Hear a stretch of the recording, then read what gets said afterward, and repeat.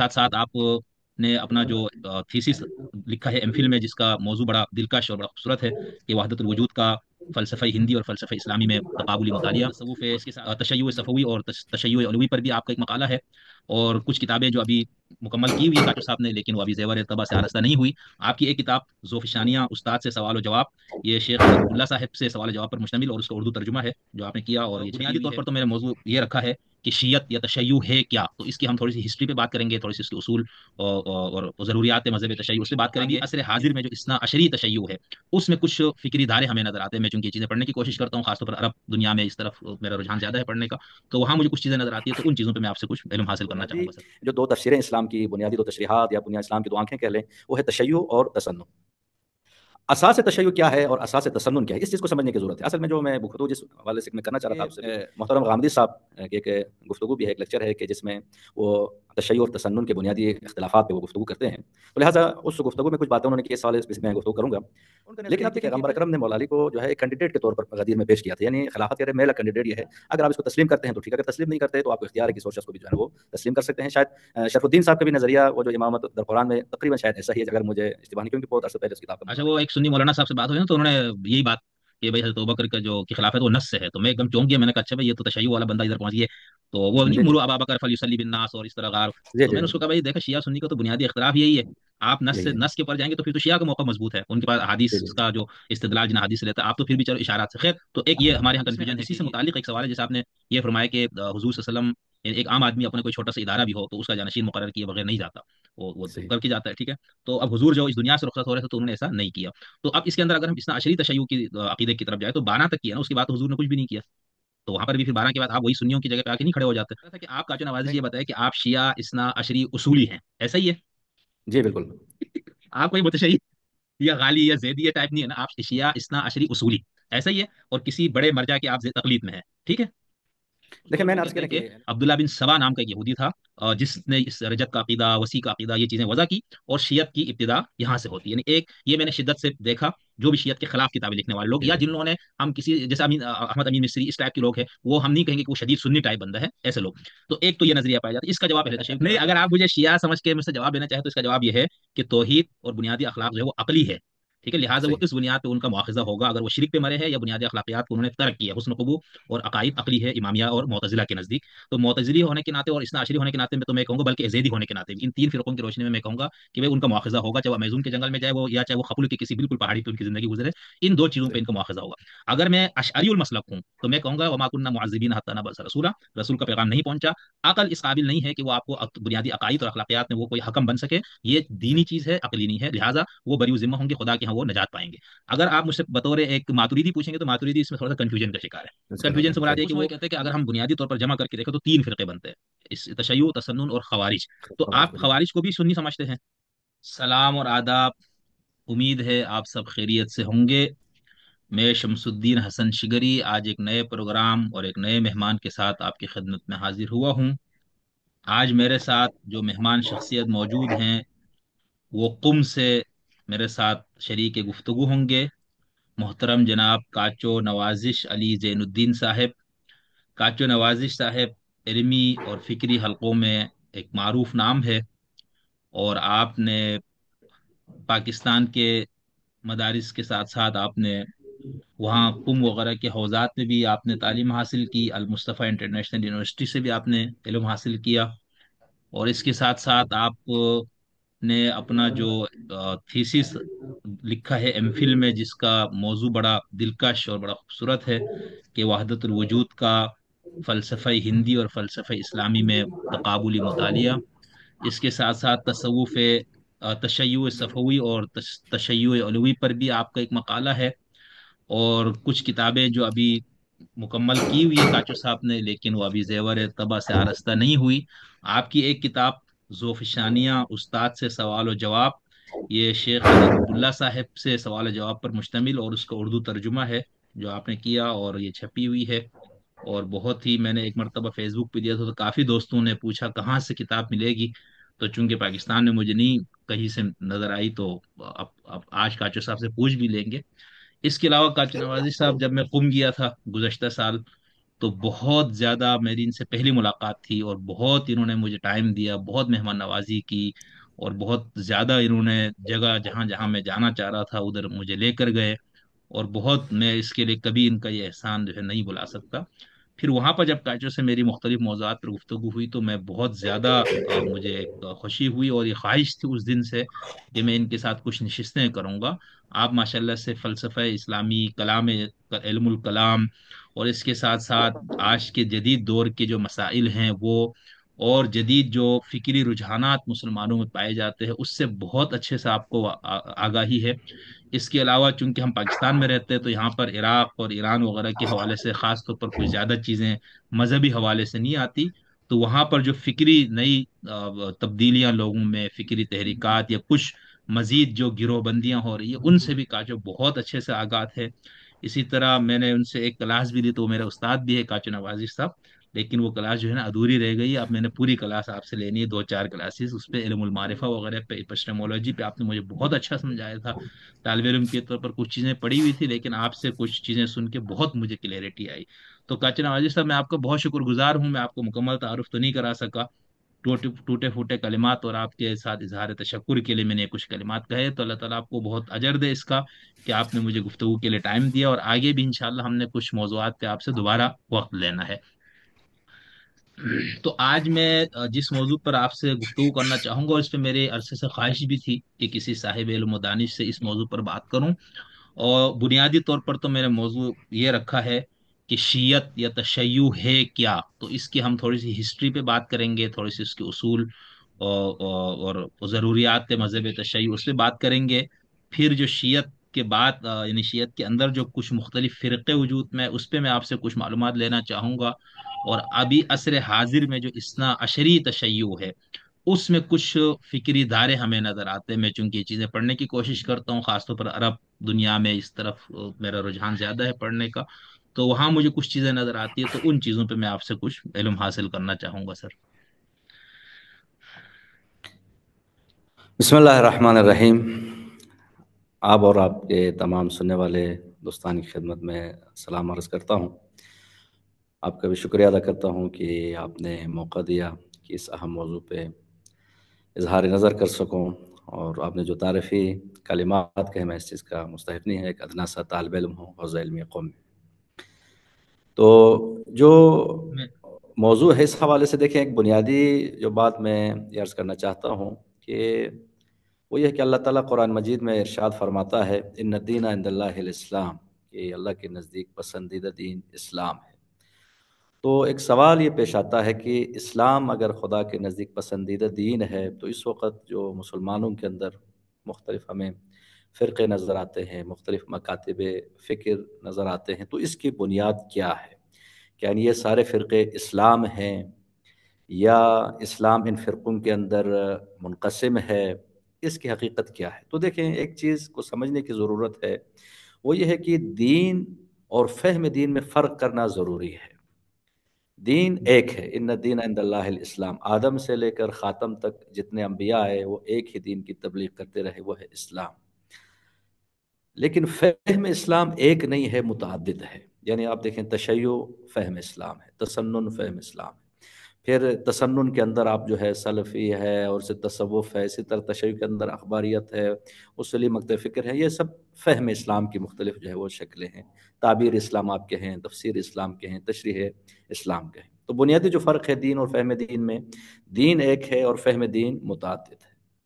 دوسرا جو فرق ہے وہ یہ ہے کہ دین ثابت ہے، دین میں تبدیلی نہیں آئے گی، لیکن جو فہم دین ہے اس میں ہم دیکھیں حالات کے ساتھ، یعنی مرور زمان کے ساتھ بعض چیزوں میں تبدیلی آتی ہے۔ تو لہٰذا یہ بھی ایک حقیقت ہے کہ دین میں کوئی تبدیلی نہیں ہے، لیکن فہم دین میں زمان و مکان کے بدلنے سے فہم دین میں کچھ تبدیلی بھی آتی ہے۔ ایک اور جو بنیادی فرق ہے وہ یہ ہے کہ دین حق ہے، لیکن ضروری نہیں ہے کہ ہر فہم دین حق ہو، کیونکہ اگر آپ ہر فہم دین کو حق تسلیم کریں تو اس کا مطلب کیا ہے؟ اسلام ہی کی مختلف شکلیں ہیں، یعنی 10 اسلام ہیں اور 10 اسلام ہی حق ہیں۔ تو یہ مکتب تشیع کا نظریہ نہیں ہے۔ اگرچہ فقہی طور پر بعض مکاتب اہل سنت کا یہ نظریہ ہے کہ مثلا اگر دو مجتہد ہیں یا تین مجتہد ہیں، ان کے آراء مختلف ہیں، تو یہ سارے نظریات حق تسلیم کرتے ہیں، لیکن حقیقت یہ ہے کہ جو فہم دین ہے کہ وہ ضروری نہیں ہے کہ ہر فہم دین حق ہو، تو لہٰذا یہ جو بنیادی فرق ہے دین اور فہم دین میں، اس کو سمجھنے کی ضرورت ہے۔ اب جب ہم تفسیر کی اچھا طرف آتے ہیں تو دیکھیں، جی جی جی کاشا، ابھی میں جو پہلا میرا سوال تشیع وغیرہ کی ابتدا سے متعلق جو میں نے کرنا ہے، اس سے پہلے آپ نے بہت اچھا کیا یہ دین اور فہم دین میں جو آپ نے فرق بیان فرمایا نا، اور اس کی بہت ضرورت بھی ہے ہمارے یہاں لوگوں کو، وہ سمجھتے ہیں کہ اس میں کوئی فرق نہیں ہے، تو لیکن اس میں جو ہمارے ہاں ہم جب فقہ الاختلاف پڑھتے ہیں، تو فقہ الاختلاف میں جیسے کہتے ہیں کہ بھئی کچھ اصولوں میں اختلاف ہے، اور پھر جیسے ایک اختلاف کو کہتے ہیں خطا اور ثواب کا اختلاف ہے، وہ حق اور باطل، یعنی پہلا اختلاف تو ہو گیا حق اور باطل کا، دوسرا ہو گیا خطا اور ثواب کا۔ تو یہ جو آپ نے فرمایا کہ ایک سے زائد اگر فقہی آرا ہوں تو اس کو ہم خطا اور ثواب کہیں گے، یا حق اور باطل کہیں گے، یا اولا اور غیر اولا کہیں گے اس اختلاف کو؟ یعنی اس میں بھی آپ یہ کہہ رہے ہیں کہ ایک ہی حق ہو سکتا ہے، فقہی اختلاف، ابھی ہم اصولی اس میں نہیں جا رہے۔ جی، اب اس کی طرف انشاءاللہ بعد میں آئیں گے۔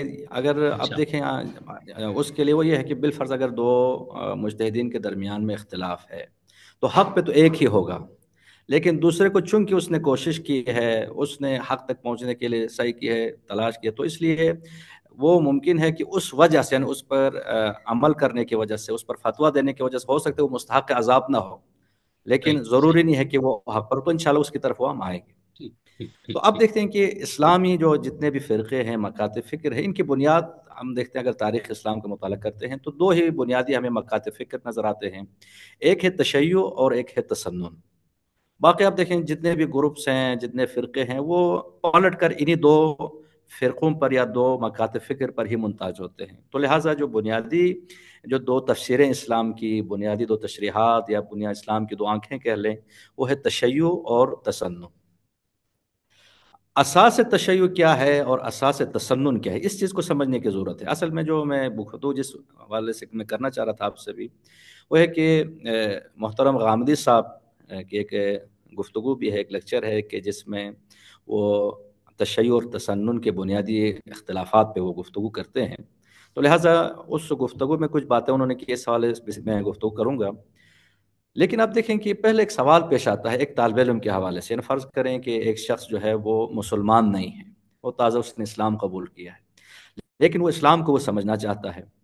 اسلام کو سمجھنے کے بعد جب وہ اسلام کے دائرے میں داخل ہوتا ہے تو آپ دیکھیں مختلف جو ہے وہ مکاتب فکر نظر آتے ہیں، اسلامی فرقے ہیں، اور ہر کسی کا تقریباً یہی دعویٰ ہے کہ جو میرا نظریہ ہے، جو میرا مکتب فکر ہے، یہی درست ہے، یہی حق ہے، اور باقی ان کو جو ہے نا وہ غلط یا باطل پہ وہ سمجھتے ہیں۔ تو بالکل ایک جو سوال ہے جو اساس تشیع غدیر ہے، اور یہ سمجھتے ہیں کہ اساس تسنن جو ہے وہ سقیفہ ہے۔ اب ایک سوال جو پیش آتا ہے وہ یہ ہے کہ اگر اساس تشیع غدیر ہے اور اساس تسنن سقیفہ ہے تو یہ اختلاف کیوں پیش آیا؟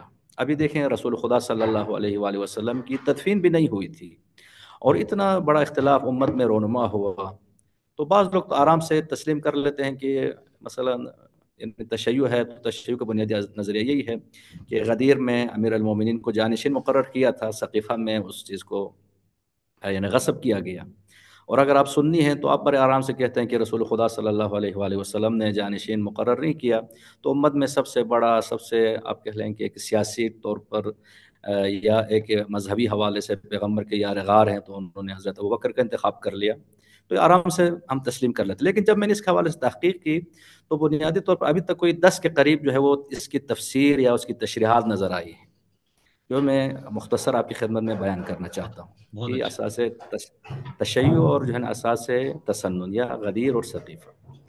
ایک نظر دیکھیں ڈاکٹر طاہر قادری صاحب کی کتاب ہے سیف الجلی علی منکر ولایت علی، ہوں، اس کتاب میں انہوں نے بھی یعنی غدیر کو سمجھنے کی کوشش کی ہے اور سقیفہ کو بھی ایک نئے انداز میں پیش کرنے کی کوشش کی ہے، تو وہ بیان کرتے ہیں کہ بنیادی طور پر ولایت کی یا خلافت کی 3 قسمیں ہیں، ایک ولایت عمومی ہے، ایک ولایت دینی ہے، اور ایک ولایت سیاسی ہے۔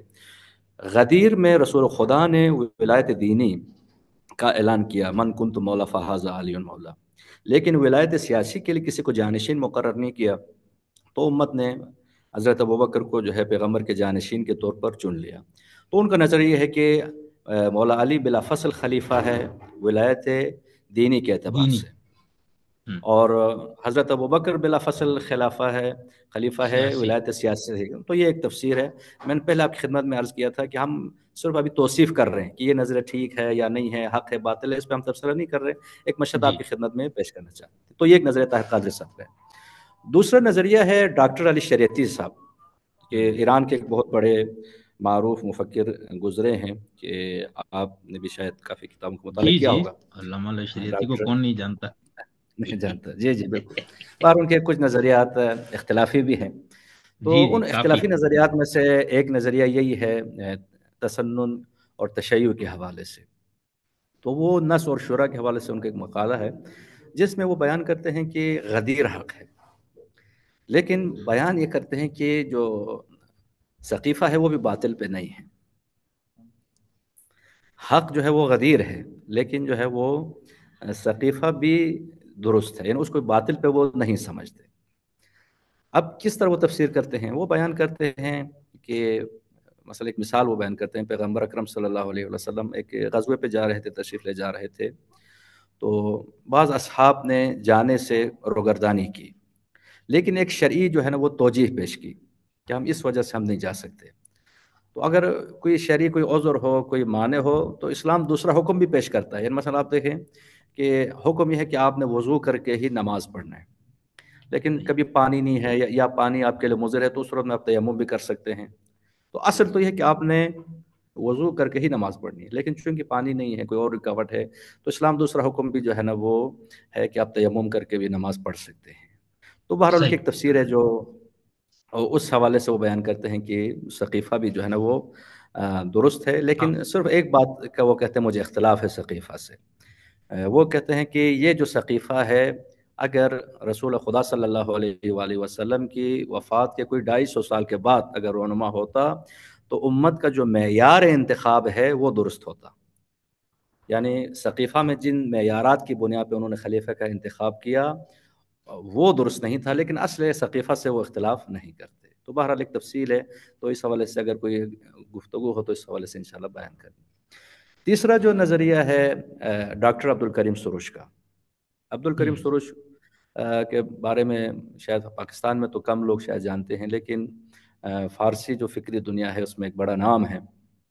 تو وہ چونکہ تعبد بے جميع مذاہب کے قائل ہیں، تو اس لیے وہ اسی سورتھائے نظریے کی مستقیمہ، جی جی ان کی بالکل، تو کتاب اس ہے حساب سے سورتھائے مستقیمہ، جی جی۔ جی جی ہم، صراط مستقیم میں، تو چونکہ ان کے نزدیک جو ہے خدا تک پہنچنے کا جو راستہ ہے، حق کے راستے ایک نہیں ہے، متعدد ہیں، تو وہ غدیر کو بھی صراط مستقیم مانتے ہیں اور ثقیفہ کو بھی صراط مستقیم ہی مانتے ہیں۔ تو لہٰذا پہلے آپ کو عرض کیا کہ اس پہ تبصرہ کرنا بھی مقصود نہیں ہے، صرف نہیں بیان کر ٹھیک، رہا ہوں۔ بہت اچھا، بہت اچھا، زبردست۔ ایک نظریہ ہے احمد کاتب کا۔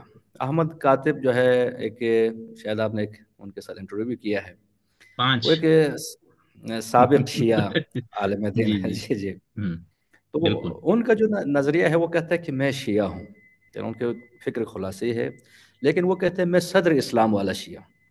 ہم، تو کہتے ہیں صدر اسلام والا شیعہ سے مراد کیا ہے؟ کہ وہ لوگ جنہوں نے بیعت ابوبکر سے تخلف کیا، ان کی بیعت نہیں کی، ان کی دلیل یہ تھی کہ علی افضل ہے، علی اعلم ہے، علی اعدل ہے، تو لہٰذا وہ علی کو افضل سمجھتے تھے۔ یعنی ان کے نزدیک یعنی مولا علی کی خلافت پہ کوئی نص نہیں تھا، لیکن وہ یہ ہم، سمجھتے تھے کہ امت میں پیغمبر کے بعد علی جیسا کوئی شخص نہیں ہے جو علم میں، تقوی میں، عدالت میں علی کے معیار کا ہو، تو لہٰذا وہ کہتے ہیں کہ میں مولا علی کو افضل سمجھتا ہوں، عالم سمجھتا ہوں، اور میں یا خط خلافت کے لیے بھی علی کو حقدار سمجھتا ہوں، لیکن باقیوں کو جو ہے چونکہ نص نہیں ہے اس وجہ سے وہ غاصب بھی نہیں مانتے۔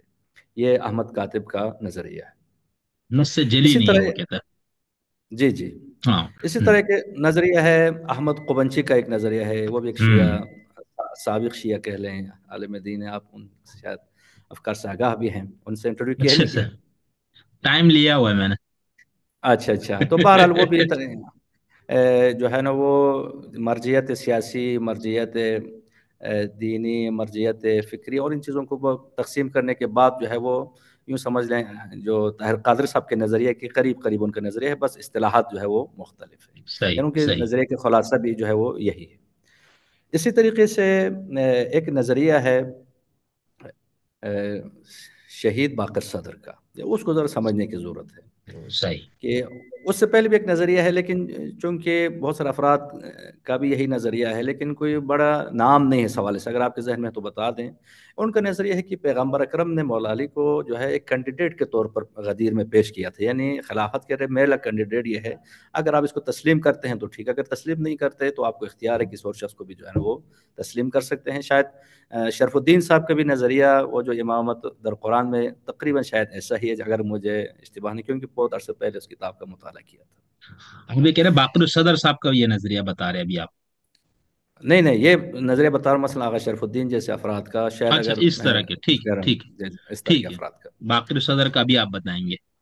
جی جی، شہید باقر صدر چونکہ ایک بہت بڑا نام ہے کہ فکری حوالے سے اور علمی حوالے سے شاید اس یعنی دور میں یعنی بہت کم افراد ایسے گزرے ہیں، خصوصاً حوزہ علمیہ بالکل، نجف میں، کہ جو واقع تحریکی حوالے سے متنوع ہے بھی۔ روزگار سے تحریک حوالے سے۔ تو وہ بیان کرتے ہیں کہ دیکھیں کہ ایک حوالے سے، چونکہ آپ کے لیے یہ کہنا تو بہت آسان ہے کہ غدیر میں پیغمبر نے جانشین مقرر کیا اور ثقیفہ میں جو ہے نا وہ غصب ہوا، یا یہ پیغمبر نے کسی کو جانشین ہی مقرر نہیں کیا۔ تو دیکھیں یعنی ایک بنیادی سوال تو ایک طالب علم کے ذہن میں آتا ہے نا، فرض کریں ایک آدمی جو ابھی تازہ مسلمان ہونا چاہتا ہے، یعنی یہ کیسے ممکن ہے کہ 23 سال رسول خدا نے جن افراد کی تربیت کی، جن کو ساتھ رکھا، ابھی پیغمبر کی تدفین نہیں ہوئی، یعنی وصیت پیغمبر کو انہوں نے فراموش کیا، یعنی ایک آدمی کے لیے سمجھنا ذرا آسان نہیں ہے۔ ہم، دوسری طرح یعنی یہ اہل تشیع کے نظریے کے حوالے سے ایک سوال پیش آ سکتا ہے۔ اہل تسنن کے نظریے پر ایک بہت بڑا سوال یہ پیش آتا ہے، وہ یہ ہے کہ آپ دیکھیں کہ آپ کا ایک چھوٹا سا ادارہ ہے، مدرسہ ہے، یا کوئی اور جو ہے نا وہ ایسا اسکول ہے، آپ مثلا 10 دن کے لیے بھی کہیں چلے جاتے ہیں تو کسی کو بتا کے جاتے ہیں کہ آپ نے کیا کام کرنا ہے، کسی کو اس کی مسئولیت دے کر جاتے ہیں، کسی کو جانشین مقرر کر کے جاتے ہیں، تو پیغمبر اکرم جو کہ آخری نبی ہیں، امت کو لاوارث جو ہے وہ چھوڑ کے جا رہے ہیں، تو یہ بہرحال ایک معقول بات نہیں ہے۔ ٹھیک۔ تو یعنی اس کے لیے ایک جو ہے نا منطقی جواب کی ضرورت ہے۔ شہید باقر صدر کی کتاب ہے نشأۃ الشیع و تشیع، یعنی اس کتاب کا جو ہے نا وہ مطالعہ کرنے کی ضرورت ہے واقعا۔ تو اس میں وہ بیان کرتے ہیں، اس کا کہتے ہیں ترجمہ بھی ہماری آغا جو شرف الدین نے کرایا ہوا ہے۔ آغا شرف ہاں الدین شاید جس زمانے میں اعتقاد رکھتے تھے ہاں، ان جی مسائل کے جی، اوپر، اسی بالکل جی اسی جی پرانا بالکل 90 کی دہائی کا پرانا، ترجمہ۔ جی، جی جی بالکل ایسا ہی ایسا ہی ہے، ہے۔ بالکل۔ اس میں وہ بیان کرتے ہیں کہ دیکھیں اگر آپ اس چیز کو سمجھنا چاہتے ہیں کہ پیغمبر کے بعد اختلاف کیسے رونما ہوا، تو شہید باقر صدر ہوں بیان کرتے ہیں کہ آپ یہ جو سوال ہے یہ درست ہی نہیں ہے کہ پیغمبر کے بعد اختلاف کیسے رونما ہوا۔ کہتے ہیں اس اختلاف کو حیات پیغمبر میں تلاش کرنے کی ضرورت ہے۔ ہوں کہتے ہیں یہ جو اختلاف پیغمبر کی زندگی میں پیش آیا تھا وہ اختلاف کیا تھا، یعنی اس کو سمجھنے کی ضرورت ہے۔ بڑی دقیق وہ بات کرتے ہیں کہ پیغمبر کی زندگی میں اصحاب پیغمبر دو گروہوں میں منقسم ہو چکے تھے، دو تفکر رائج ہو گئے تھے پیغمبر کی زندگی میں۔ بعض لوگوں کا یہ نظریہ تھا کہ جو بھی پیغمبر بیان کرتے ہیں، وما ينطق عن الهوى ان هو الا وحی یوحى، یعنی پیغمبر اشارہ بھی کرتے ہیں، پانی بھی مانگتے ہیں، نجی زندگی میں بھی، یعنی ہر بات جو ہے وحی الہی کے مطابق ہوتی تھی۔ ٹھیک دوسرا ٹھیک۔ ایک تفکر تھا کہ نہیں، پیغمبر اکرم صلی اللہ علیہ وآلہ وسلم اپنی جو نجی زندگی میں یا دنیاوی معاملات میں وہ ایک عام انسان کی طرح جو ہے وہ سلوک کرتے تھے، لیکن جو غیبیات کا تعلق ہے، مثلا آپ نے نماز کس طرح پڑھنی ہے، روزہ کس طرح آپ نے رکھنا ہے، وضو کے مسائل، قیامت کے مسائل، یہ تو وہی ہے۔ لیکن جو دنیاوی جو معاملات ہیں، مثلا تجارت کے حوالے سے یا مثلا زراعت کے حوالے سے، یعنی کھانے پینے ان چیزوں کے حوالے سے، ضروری نہیں ہے کہ پیغمبر جو ہے وہ ہر بات پیغمبر کی وہی ہوتی ہے۔ یعنی اب مثال وہ بیان کرتے ہیں کہ مثلا پیغمبر اکرم صلی اللہ علیہ وآلہ وسلم کسی غزوے پہ تشریف لے جا رہے تھے، تو ایک رستے کا آپ نے انتخاب کیا، تو ایک صحابی نے کہا یا رسول اللہ کہ اگر یہ جس رستے کو آپ نے انتخاب کیا ہے اگر یہ وحی کے مطابق ہے تو ٹھیک ہے، ورنہ میں اس علاقے کا رہنے والا ہوں، میرے نظر میں یہ راستہ جو ہے وہ درست نہیں ہے، یعنی دوسرا ایک راستہ ہے وہ زیادہ ہمارے لیے مناسب ہے۔ یا مثلا وہ کہتے ہیں کہ جب غزوہ خندق کے موقع پر پیغمبر اکرم صلی اللہ علیہ وسلم نے اصحاب سے مشورہ کیا، تو کہتے ہیں اگر یہی نظریہ ہوتا کہ ہر بات جو ہے وہی کے مطابق ہوتی، تو پھر کسی سے مشورت کرنے کی ضرورت کیا تھی؟ ایک دنیاوی مسائل میں اس کا مطلب ہے پیغمبر اکرم صلی اللہ علیہ وآلہ وسلم جو ہے وہ عام انسانوں کی طرح جو ہے وہ مشورے لیتے تھے، سوچتے تھے، تو لہٰذا ضروری نہیں ہے کہ یہ جو دنیاوی جو معاملات ہیں یہ جو ہے نا وہ وحی کے مطابق۔ جناب اس کو آپ تھوڑا آپ دیکھ لیں کہ مثلا خود غدیر کے موقع پر اب یہ روایت جو ہے وہ شیعہ سنی سب میں تلاش کرنے کی ضرورت ہے، چونکہ حد ایک متواتر روایت ہے کہ جب امیر المومنین کی جانشینی کا اعلان ہوا تو ایک شخص نے جو ہے نا وہ سوال کیا باقاعدہ کہ یہ جو آپ نے علی کی جانشینی کا اعلان کیا ہے یہ اللہ کی طرف سے وحی ہوئی ہے یا آپ نے اپنی طرف سے علی کو جانشین مقرر کیا ہے؟ تو اب دیکھیں کسی اور شخص نے اس شخص کے اوپر جو اعتراض نہیں کیا۔ بالکل. کیوں اعتراض نہیں کیا؟ یہ کہتے ہیں بنیادی وجہ یہ تھی، یہ صرف یہ اس آدمی کا نظریہ نہیں تھا، بہت سارے افراد یہی سمجھ رہے تھے۔ ہوں. یا آپ دیکھیں، یا مثلا شہید باقر صدر مثال لے کے آتے ہیں، پیغمبر کی وفات سے جو ہے وہ ایک دو دن پہلے جو علمیت الخمیس کا واقعہ مشہور ہے، اہل سنت کتابوں میں ہے، جب پیغمبر نے قلم دوات طلب کیا تو اصحاب نے جو ہے کہا کہ ہمارا اللہ کی کتاب کافی ہے، رسول کے ساتھ اختلاف کیا۔ تو کہتے ہیں ایک تفکر یہ تھا کہ جو دنیاوی معاملات ہیں اس میں ہم اپنی رائے کا اظہار کر سکتے ہیں، ہم اس میں اجتہاد کر سکتے ہیں۔ تو لہٰذا بعض کا یہ نظریہ تھا کہ جو خلافت پہ چونکہ ایک دنیاوی مسئلہ ہے، ہوں. یہاں پہ ہمیں چونکہ نص نہیں ہے تو لہٰذا ہم اس میں کیا ہے وہ اجتہاد کر سکتے ہیں، تو لہٰذا انہوں نے اپنا اجتہاد کیا۔ جبکہ جو دوسرا جو تفکر تھا نہیں، وما ينطق عن الهوى ان هو الا وحی یوحی، اس کے مطابق جو ہے چونکہ رسول خدا صلی اللہ علیہ وسلم نے دعوت ذوالشرے کے موقع پر یا غدیر خم کے موقع پر یا بہت سارے جو ہے وہ دلائل جو اہل تشیع کے ہاں جو ہے اور اہل سنت کتابوں سے بھی ہم ثابت کر سکتے ہیں، یہ ہے کہ پیغمبر اکرم صلی اللہ علیہ وآلہ وسلم نے امیر المومنین کو جانشین مقرر کیا۔ تو بنیادی طور پر جو ہمارا نظریہ وہ ہے کہ ایک مدرسہ نص ہے اور ایک مدرسہ اجتہاد ہے، کہ ایسے. مدرسہ تشیع کو در حقیقت مدرسہ نص کہتے ہیں، اور مدرسہ تسنن در حقیقت اس حوالے سے مدرسہ اجتہاد ہے۔ اور اگر اتفاق بالکل. سے آپ شبلی نعمانی کی کتاب الفاروق، جس میں حضرت عمر کی زندگی پہ جو انہوں نے کتاب لکھی ہے، اس میں بھی خود بھی وہ تسلیم کرتے ہیں کہ یعنی تاریخ اسلام کا پہلا مجتہد جو ہے وہ خلیفہ دوم تھے۔ تو اس بنا پر آپ دیکھیں کہ جو یعنی بنیادی فہم یعنی تشیع اور تسنن میں بنیادی جو اختلاف ہے وہ نص اور اجتہاد کا ہے۔ یہاں تک اگر کوئی سوال ہے تو آپ نہیں، اس میں باقر اگر صدر صاحب والا تو اس میں وہ پھر فیصلہ کیا فرماتا ہے نا؟ یعنی وہ خود کس، یعنی وہ یہ کہتے ہیں کہ یہ سب کچھ وہی کے ذریعے ہی ہوا تھا. دیکھیں وہ اس بات کے قائل ہیں، یعنی وہ سب کچھ وہی کے ذریعے ہی ہوا تھا، لیکن ایک فرق کے ساتھ کہ شہید باقر صدر امامت کو اصول دین میں سے نہیں سمجھتے۔ صحیح ہے، اصول مذہب میں جی جی، سمجھتا ہے. اصول مذہب میں سے سمجھتے ہیں، یعنی کہتے ہیں کہ چونکہ جو ہے وہ بہرحال وہ کہ اگر جب تشیع کی خصوصیات پہ بات کریں گے تو کس بنا پہ وہ اصول دین کو جو ہے میں سے امامت کو قرار نہیں دیتے، تو اس پہ جو ہے وہ بات ہوگی۔ تو لہٰذا اب اجتہاد تو ہے، لیکن اب اجتہاد جو ہے دو قسم ہیں، ایک اجتہاد داخل نص ہے، ایک در مقابل نص ہے۔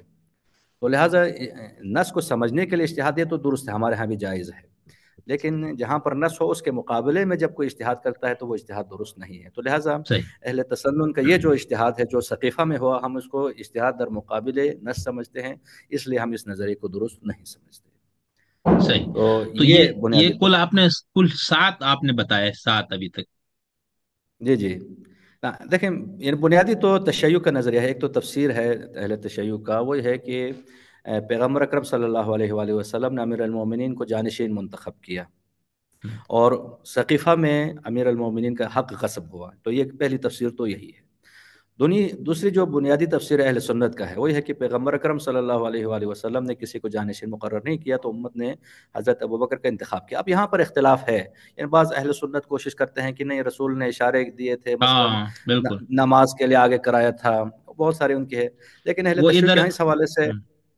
اختلاف میرے ہے کئی کہ یہ جو جی جی. ثقیفہ میں حق غصب ہوا ہے کس بنا پہ ہوا؟ کیا اجتہاد کی وجہ سے کیا، یا جو ہے وہ ان کو امیر المومنین ہوائے سے نفس ہے. دشمنی تھی، یا ہوائے نفس ہے، یا حکومت کی لالچ؟ تو بہرحال یہ اختلاف موجود ہے، لیکن بنیادی تفسیر مشہور تفسیر اہل سنت کا یہی ہے کہ رسول نے کسی کو جانشین مقرر نہیں کیا، جبکہ اہل تشیع کا نظریہ یہی ہے کہ امیر المومنین کو جانشین منتخب کیا۔ اچھا، وہ ایک سنی مولانا صاحب سے بات ہوئی نا تو انہوں نے یہی بات کہ بھائی حضرت ابوبکر کا جو کی خلافت وہ نص سے ہے، تو میں ایک دم چونک گیا. میں نے کہا اچھا بھائی یہ تو تشیع والا بندہ ادھر پہنچ گیا.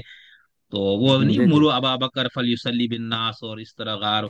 जी तो जी। मैंने उसको कहा भाई देखा, शिया सुन्नी का तो बुनियादी इख्तलाफ ही यही है।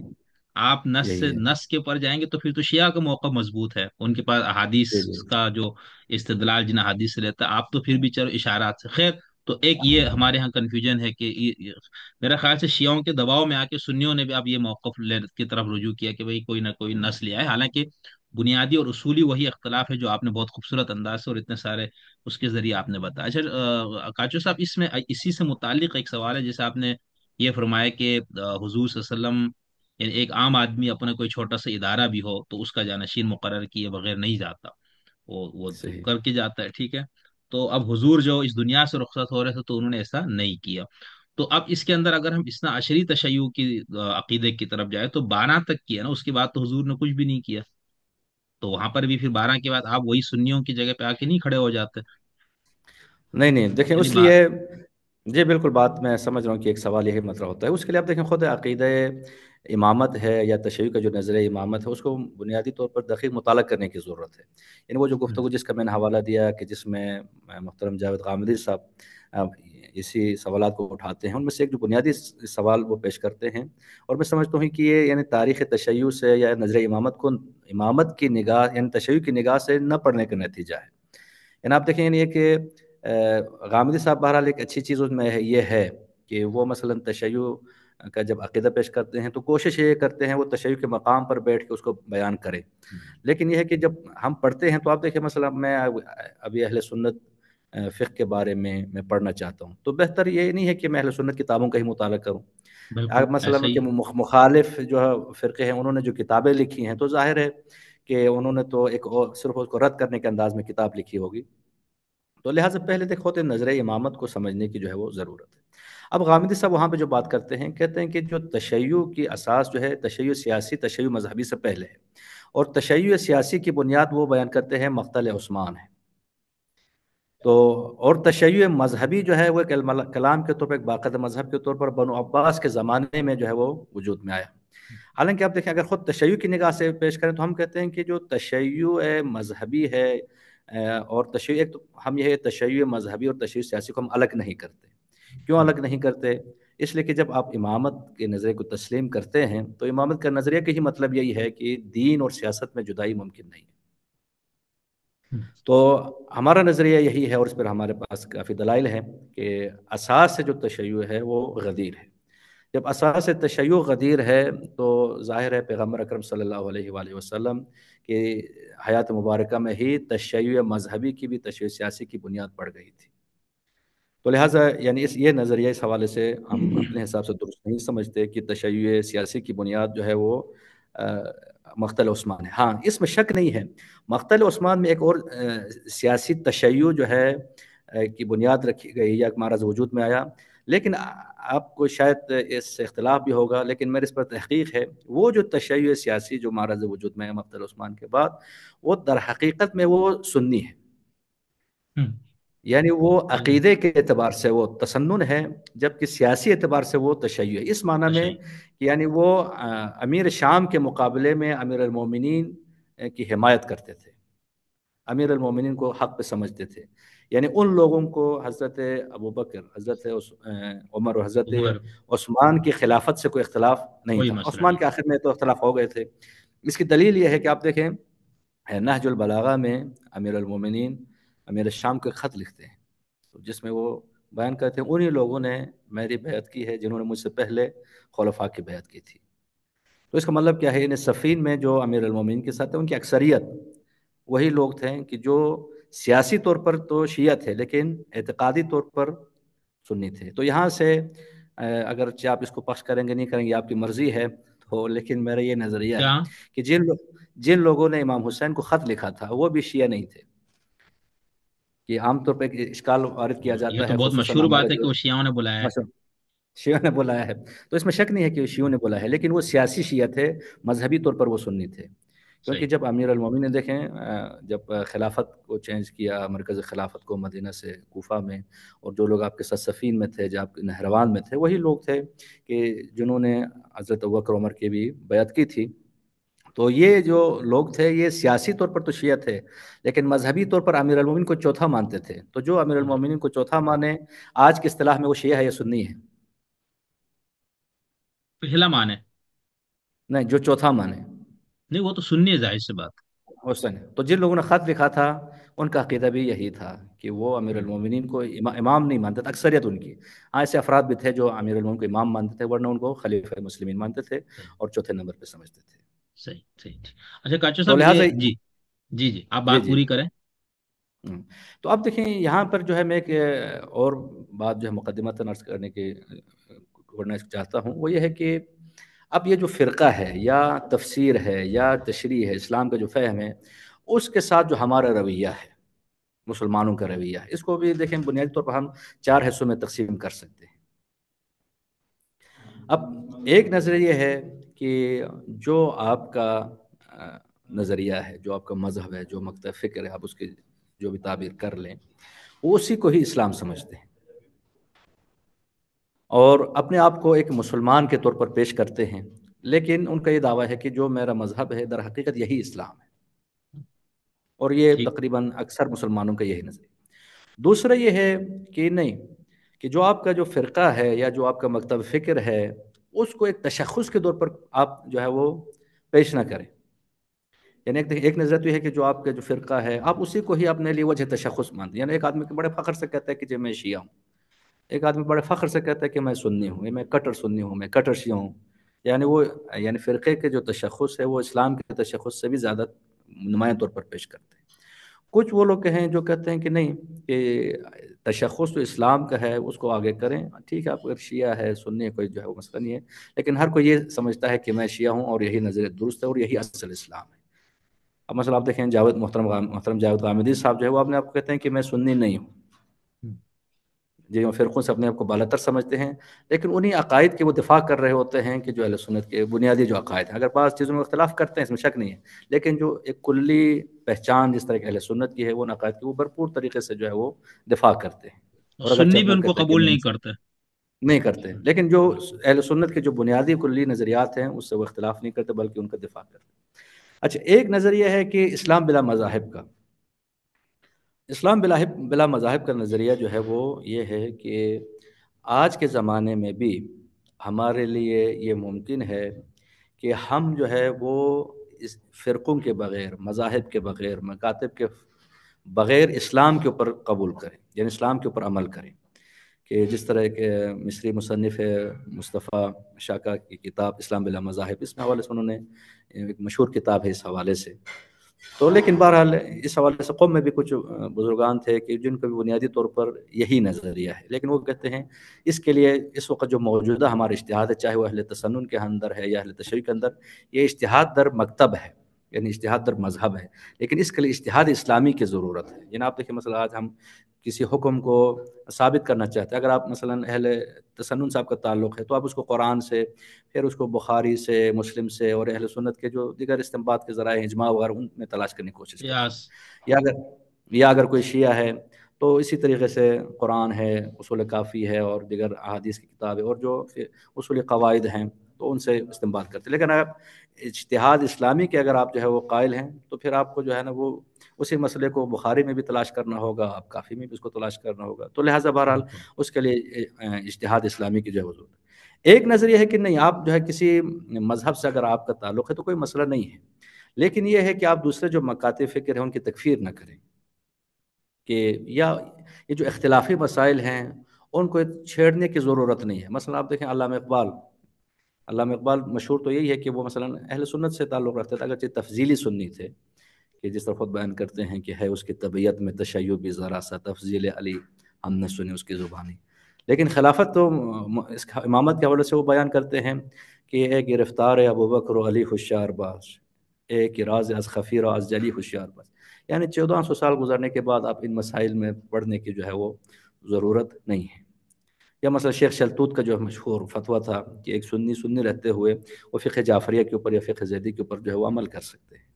تو کچھ وہ لوگ ہیں. یعنی صرف یہ کہ مقدمہ آپ کی خدمت میں عرض کیا کہ یہ جو آپ کا مذہب کے ساتھ جو آپ کا تمسک ہے کہ یہ اس کو اصل ہونا چاہیے، اس کو وجہ تشخص بنانا چاہیے، یہ نہیں آپ کا، یہ اصل تشخص آپ کا اسلام ہے جو قرآن نے بیان کیا، سماکم المسلمین، حضرت ابراہیم علیہ السلام کی زبانی کی ہمارا نام جو ہے وہ حضرت ابراہیم نے مسلمان رکھا ہے، یعنی قرآن کی نظر میں آپ مسلمان ہیں، تو لہٰذا اصل تشخص آپ کا ایک اسلام ہونا، مسلمان ہونا چاہیے۔ تو یہ جو تعبیرات ہیں اسلام کی تشریح ہیں، تو لہٰذا یہ ہر شخص کا جو ہے مختلف ہو سکتا ہے، تو اس میں ہمیں کوشش یہ کرنی چاہیے کہ ہم دلائل کی بنیاد کے اوپر جو ہے وہ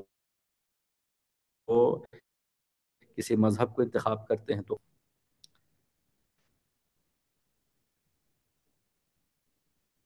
ہلو؟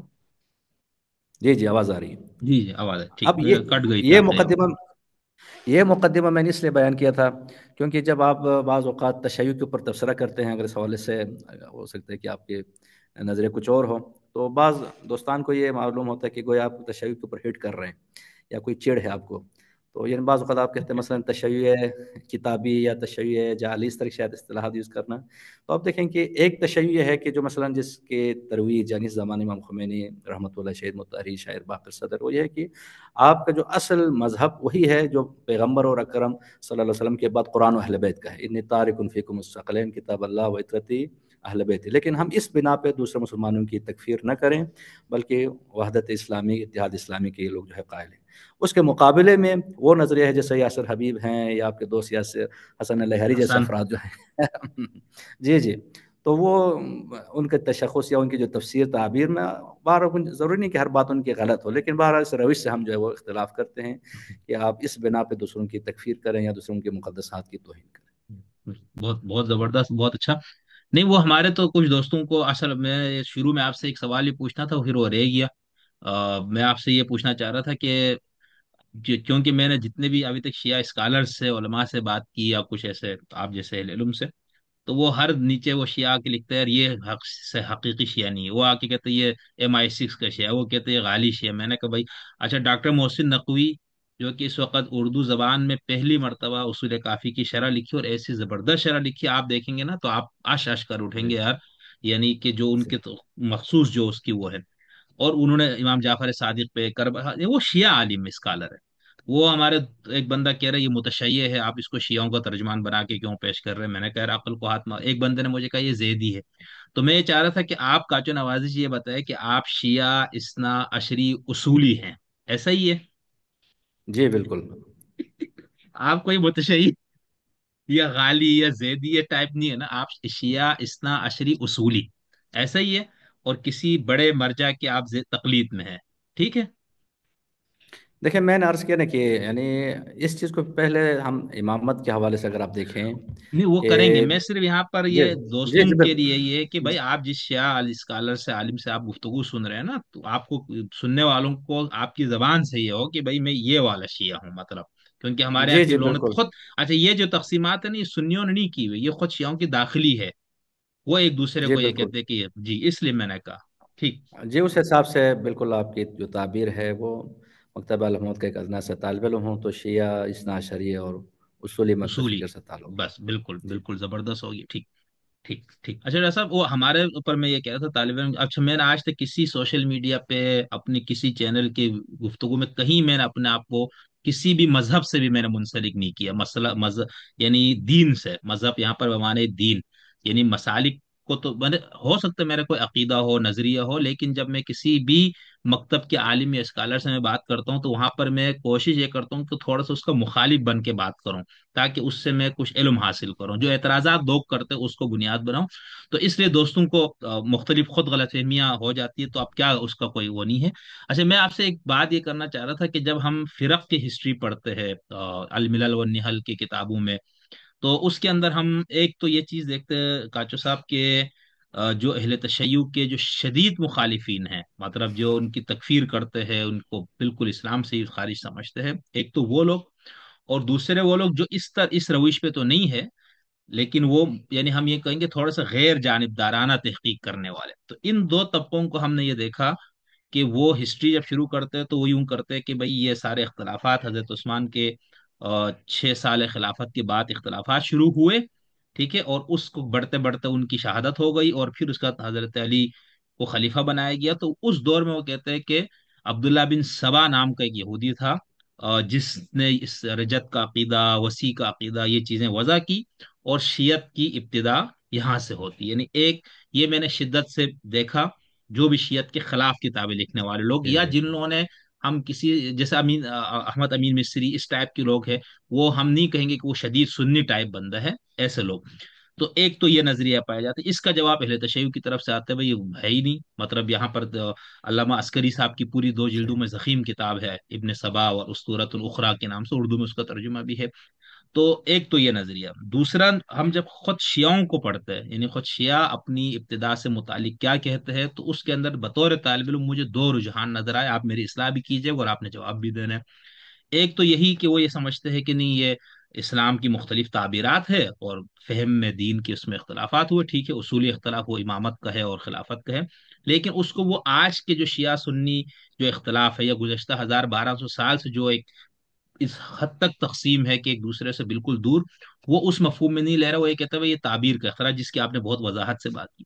لیکن شیعوں میں سے اکثریت جو شیعہ لکھنے والے، وہ یہ کہتے ہیں کہ شیعت کی جڑ اور اس کی بنیاد خود حضور اکرم جو آپ نے ابھی اپنی گفتگو میں بھی بتایا کہ یہ نظریہ ہی پایا. تو اب اس میں سے ہم، یعنی اگر ہم یہ کہتے ہیں کہ شیعت خود حضور نے خود اس کی داغ بیل ڈالی، انت و شیعتکم الفائزون، اور بہت سی احادیث ہے کچھ سنی کتابوں میں، لیکن صحیح. شیعہ کتابوں میں تو ڈھیر ڈھیر ہے اس طرح کی احادیث کا. تو اس صورت میں شیعت اور اسلام میں جو نسبت ہے، وہ عام خاص من وجہن کی بنتی ہے یا عام خاص مطلق کی؟ مجھے ایسا لگتا ہے جب ہم اس کو یوں لیں گے کہ حضور کے دور میں ہوا، تو اس کا مطلب یہ ہے کہ جو اس سے اختلاف رکھنے والے، اور حضور کی زندگی میں اگر کوئی ان سے اختلاف رکھے، تو وہ تو ظاہر سی بات ہے اس کا تو اسلامی مشکوک ہو جاتا ہے نا. وہ صرف فہم کا اور تعبیر کا ڈرامے اس طرح کا اختلاف تو رہتے نہیں. تو ایک تو آپ مجھے یہ بتائیں کہ اس پورے کو جو میں نے مقدمہ پیش کیا، یہ کیسا ہے؟ اس کو آپ کس نظر سے دیکھتے ہیں؟ یہ جو ابن سبا کا الزام بھی ہے، اور دوسرا یہ کہ خود حضور کے دور میں تھا. اگر حضور کے دور میں تھا تو اسلام اور شیعت ایک ہی چیز بن جاتی ہے، پھر یہ فہم اور تعبیر کا اختلاف نہیں بنتا. جی، جہاں تک آپ نے عبداللہ ابن سبا کا جو ہے ذکر کیا، تو دیکھیں یہ شاذ نظریات جو خود محقق اہل سنت علماء بھی اس نظریات کو تسلیم نہیں کرتے، اور اتفاق سے یہی نظریہ اہل تشیع کے یہاں بھی ہے کہ بہت سارے افراد کا اس حوالے سے نظریہ یہ ہے کہ خود ثقیفہ یہ یہودیوں کی سازش تھی. یعنی میں آپ کو بعد میں وہ دلائل وغیرہ بھی پیش کرتا ہوں ان لوگوں کے، کہ جو کہتے ہیں کہ باقاعدہ یہودی سازش کے تحت جو ہے، جیسے کعب احبار جیسے افراد جو ہے جو ادھر سے آئے تھے، یہودی تھے بنیادی طور پر. تو بہرحال یہ ایک نظریات ہیں، تو لہٰذا کوشش یہ کرنی چاہیے کہ جو مشہور نظریات ہیں ان کو پیش کریں. یعنی اگر ٹھیک ہے. ان کا یہ ہے تو اس کے مقابلے میں بھی جواب حاضر ہے. تو لیکن بالکل عرض بالکل. کیا کہ جو جی، تو وہ جو آپ کا جو سوال ہے وہ بنیادی سوال ہے کہ اب دیکھیں کہ تشیع اور اسلام کی جو نسبت ہے، آپ نے کہا کہ عموم خصوص من وجہ کی ہے یا عموم خصوص مطلق کی ہے. مطلق کی. تو در حقیقت ہماری نظر میں تو تساوی کی نسبت ہے. ہوں. یعنی تشیع ہی اسلام ہے اور اسلام ہے. اسلام ہی تشیع ہے.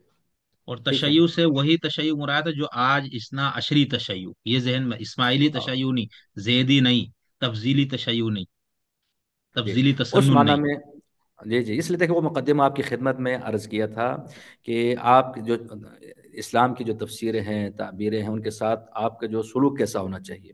تو امام خمینی رحمۃ اللہ علیہ اور ان کا نظریہ بھی میں نے آپ کی خدمت میں پیش کیا تھا کہ آپ کے لیے آپ کا مذہب درست ہے، آپ کا مذہب جو حق ہے، لیکن دوسروں کی آپ تکفیر نہ کریں. اب سوال تو یہ پیش آتا ہے کہ جب اسلام مساوی تشیع ہے اور تشیع اسلام ہے، تو آپ کس بنیاد پر، کس دلیل کی بنیاد پر ان افراد کو بھی آپ جو ہے وہ دائرے سے خارج نہیں کرتے؟ تو دیکھیں کہ مذہب تشیع میں ایک ہے اسلام اور ایک ہے ایمان. ایمان کے لیے ولایت علی شرط ہے، لیکن اسلام کے لیے شہادتین کافی ہے. کہ اگر کوئی جو ہے وہ شہادتین پڑھ لیتا، آپ اس کو کافر نہیں کہہ سکتے، آپ اس کی تکفیر نہیں کر سکتے. اسلام لیکن ظاہری. اسلام ظاہری آپ کہہ لیں، یا بعض نے کہا آخرت ہے کہ اسلام آخرت میں آخرت میں تو نجات اوہ، نہیں ہے اس کے لیے نا، اخروی اچھا نجات اب نہیں ہے. اس کے ابھی نجات ہے نہیں، وہ بھی آپ بات اپنا جو نظریہ ہے جو مختصر جی جی. جو آپ کی تحقیق وہ آپ کی ٹھیک. خدمت پیش کرتا ہوں. ٹھیک. تو جی. دیکھیں اسلام میں دخول کے لیے، جو اسلام ظاہری میں داخل ہونے کے لیے آپ کوئی بھی शहादतें شخص لا काफी। الہ الا اللہ محمد پڑھ لیں وہ مسلمان ہے، لیکن ایمان کے ठीक। دائرے میں داخل ہونے کے لیے صرف ولایت علی کافی نہیں ہے، بلکہ چہارہ معصومین کی جو ہے نا وہ عصمت اور ولایت پہ عقیدہ رکھنا ضروری ہے، ورنہ آپ دائرہ ایمان میں داخل نہیں ہو سکتے۔ اب یہ جو آپ نے مسئلہ پیش کیا تو دیکھیں ایک میرا آپ سے ایک سوال ہے، یعنی اگر آپ اس کا جواب دینا مناسب سمجھیں हम तो تو आपसे بہرحال آپ सवाल کے करने बैठे।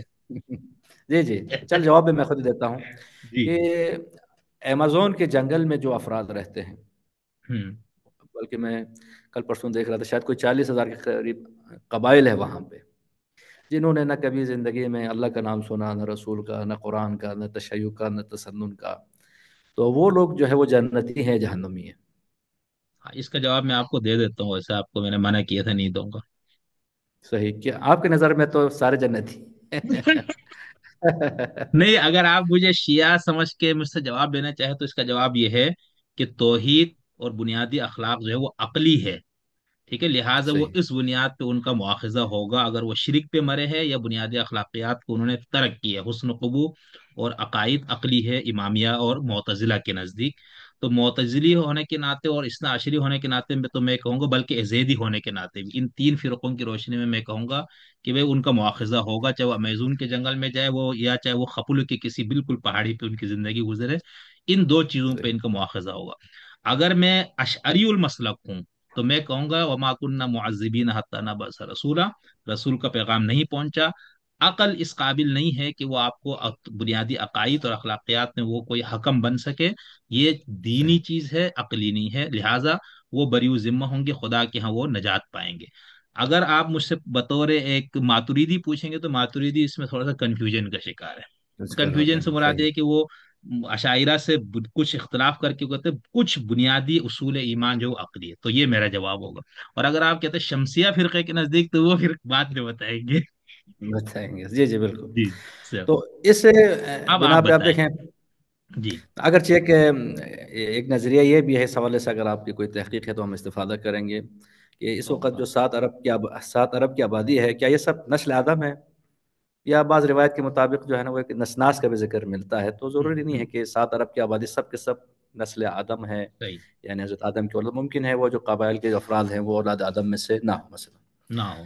بہرحال ٹھیک ایک نظریہ ہے جو کہ ہمارا موضوع نہیں ہے۔ تو دیکھیں ہم انسانوں کو جو ہے وہ 4 حصوں میں تقسیم کر سکتے ہیں ٹھیک کہ یہ جو ایک تو آپ نے جواب دیا مختلف مذاہب کے جواب دیا، درست بھی ہے۔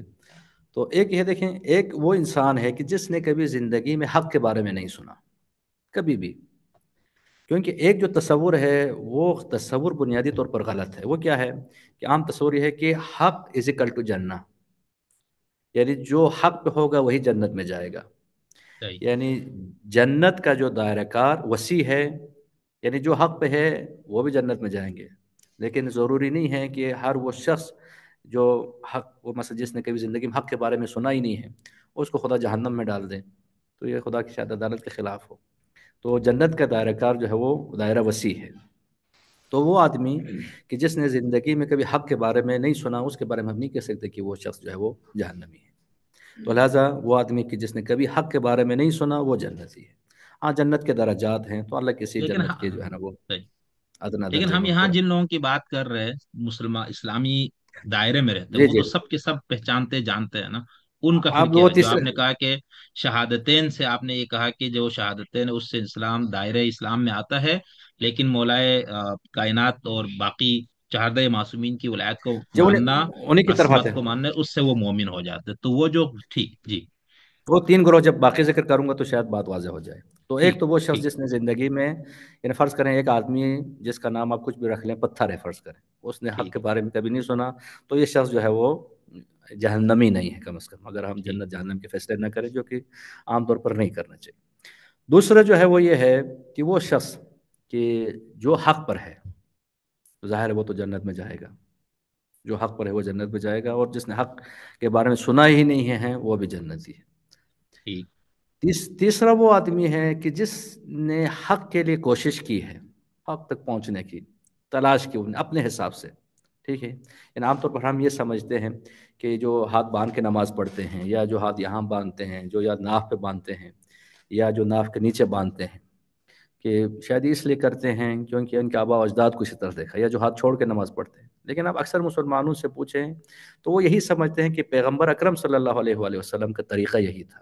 بالکل سب یہی سمجھتے ہیں، بالکل صحیح۔ جی جی، بلکہ کہ آپ کے لیے جو ہے وہ علمی لطیفہ بھی بیان کروں میں، پاکستان میں جب ایک دفعہ تبلیغ کے لیے گیا تو ایک اہل سنت دوست تھے، ان کی دکان پہ گیا تو اسی حوالے سے بات ہوئی، تو میں نے ان سے سوال کیا، چلو ہمارا تو یہ ہے کہ مسئلہ واضح ہے کہ ہم ہاتھ چھوڑ کے نماز پڑھتے ہیں، آپ جو ہے نا اہل حدیث اوپر باندھتے ہیں، پھر کچھ لوگ جو ناف کے اوپر باندھتے ہیں، بعض لوگ ناف کے نیچے باندھ کے پڑھتے ہیں۔ تو اس نے مجھے ایک قصہ سنایا، کہتا ہے ہمارے مسجد میں ایک جوان آیا، مولانا صاحب سے پوچھا کہ کہا کہ مولانا صاحب کوئی ادھر باندھتے ہیں، کچھ یہاں باندھتے ہیں، تو کچھ ادھر باندھ کے ہم کیا، تو بڑے پریشان تھا، تو مولانا صاحب نے مذاقاً اس کو کہا کہ بیٹا اب آگے تو کوئی جگہ نہیں، آپ پیچھے باندھ کے پڑھ لیا کریں۔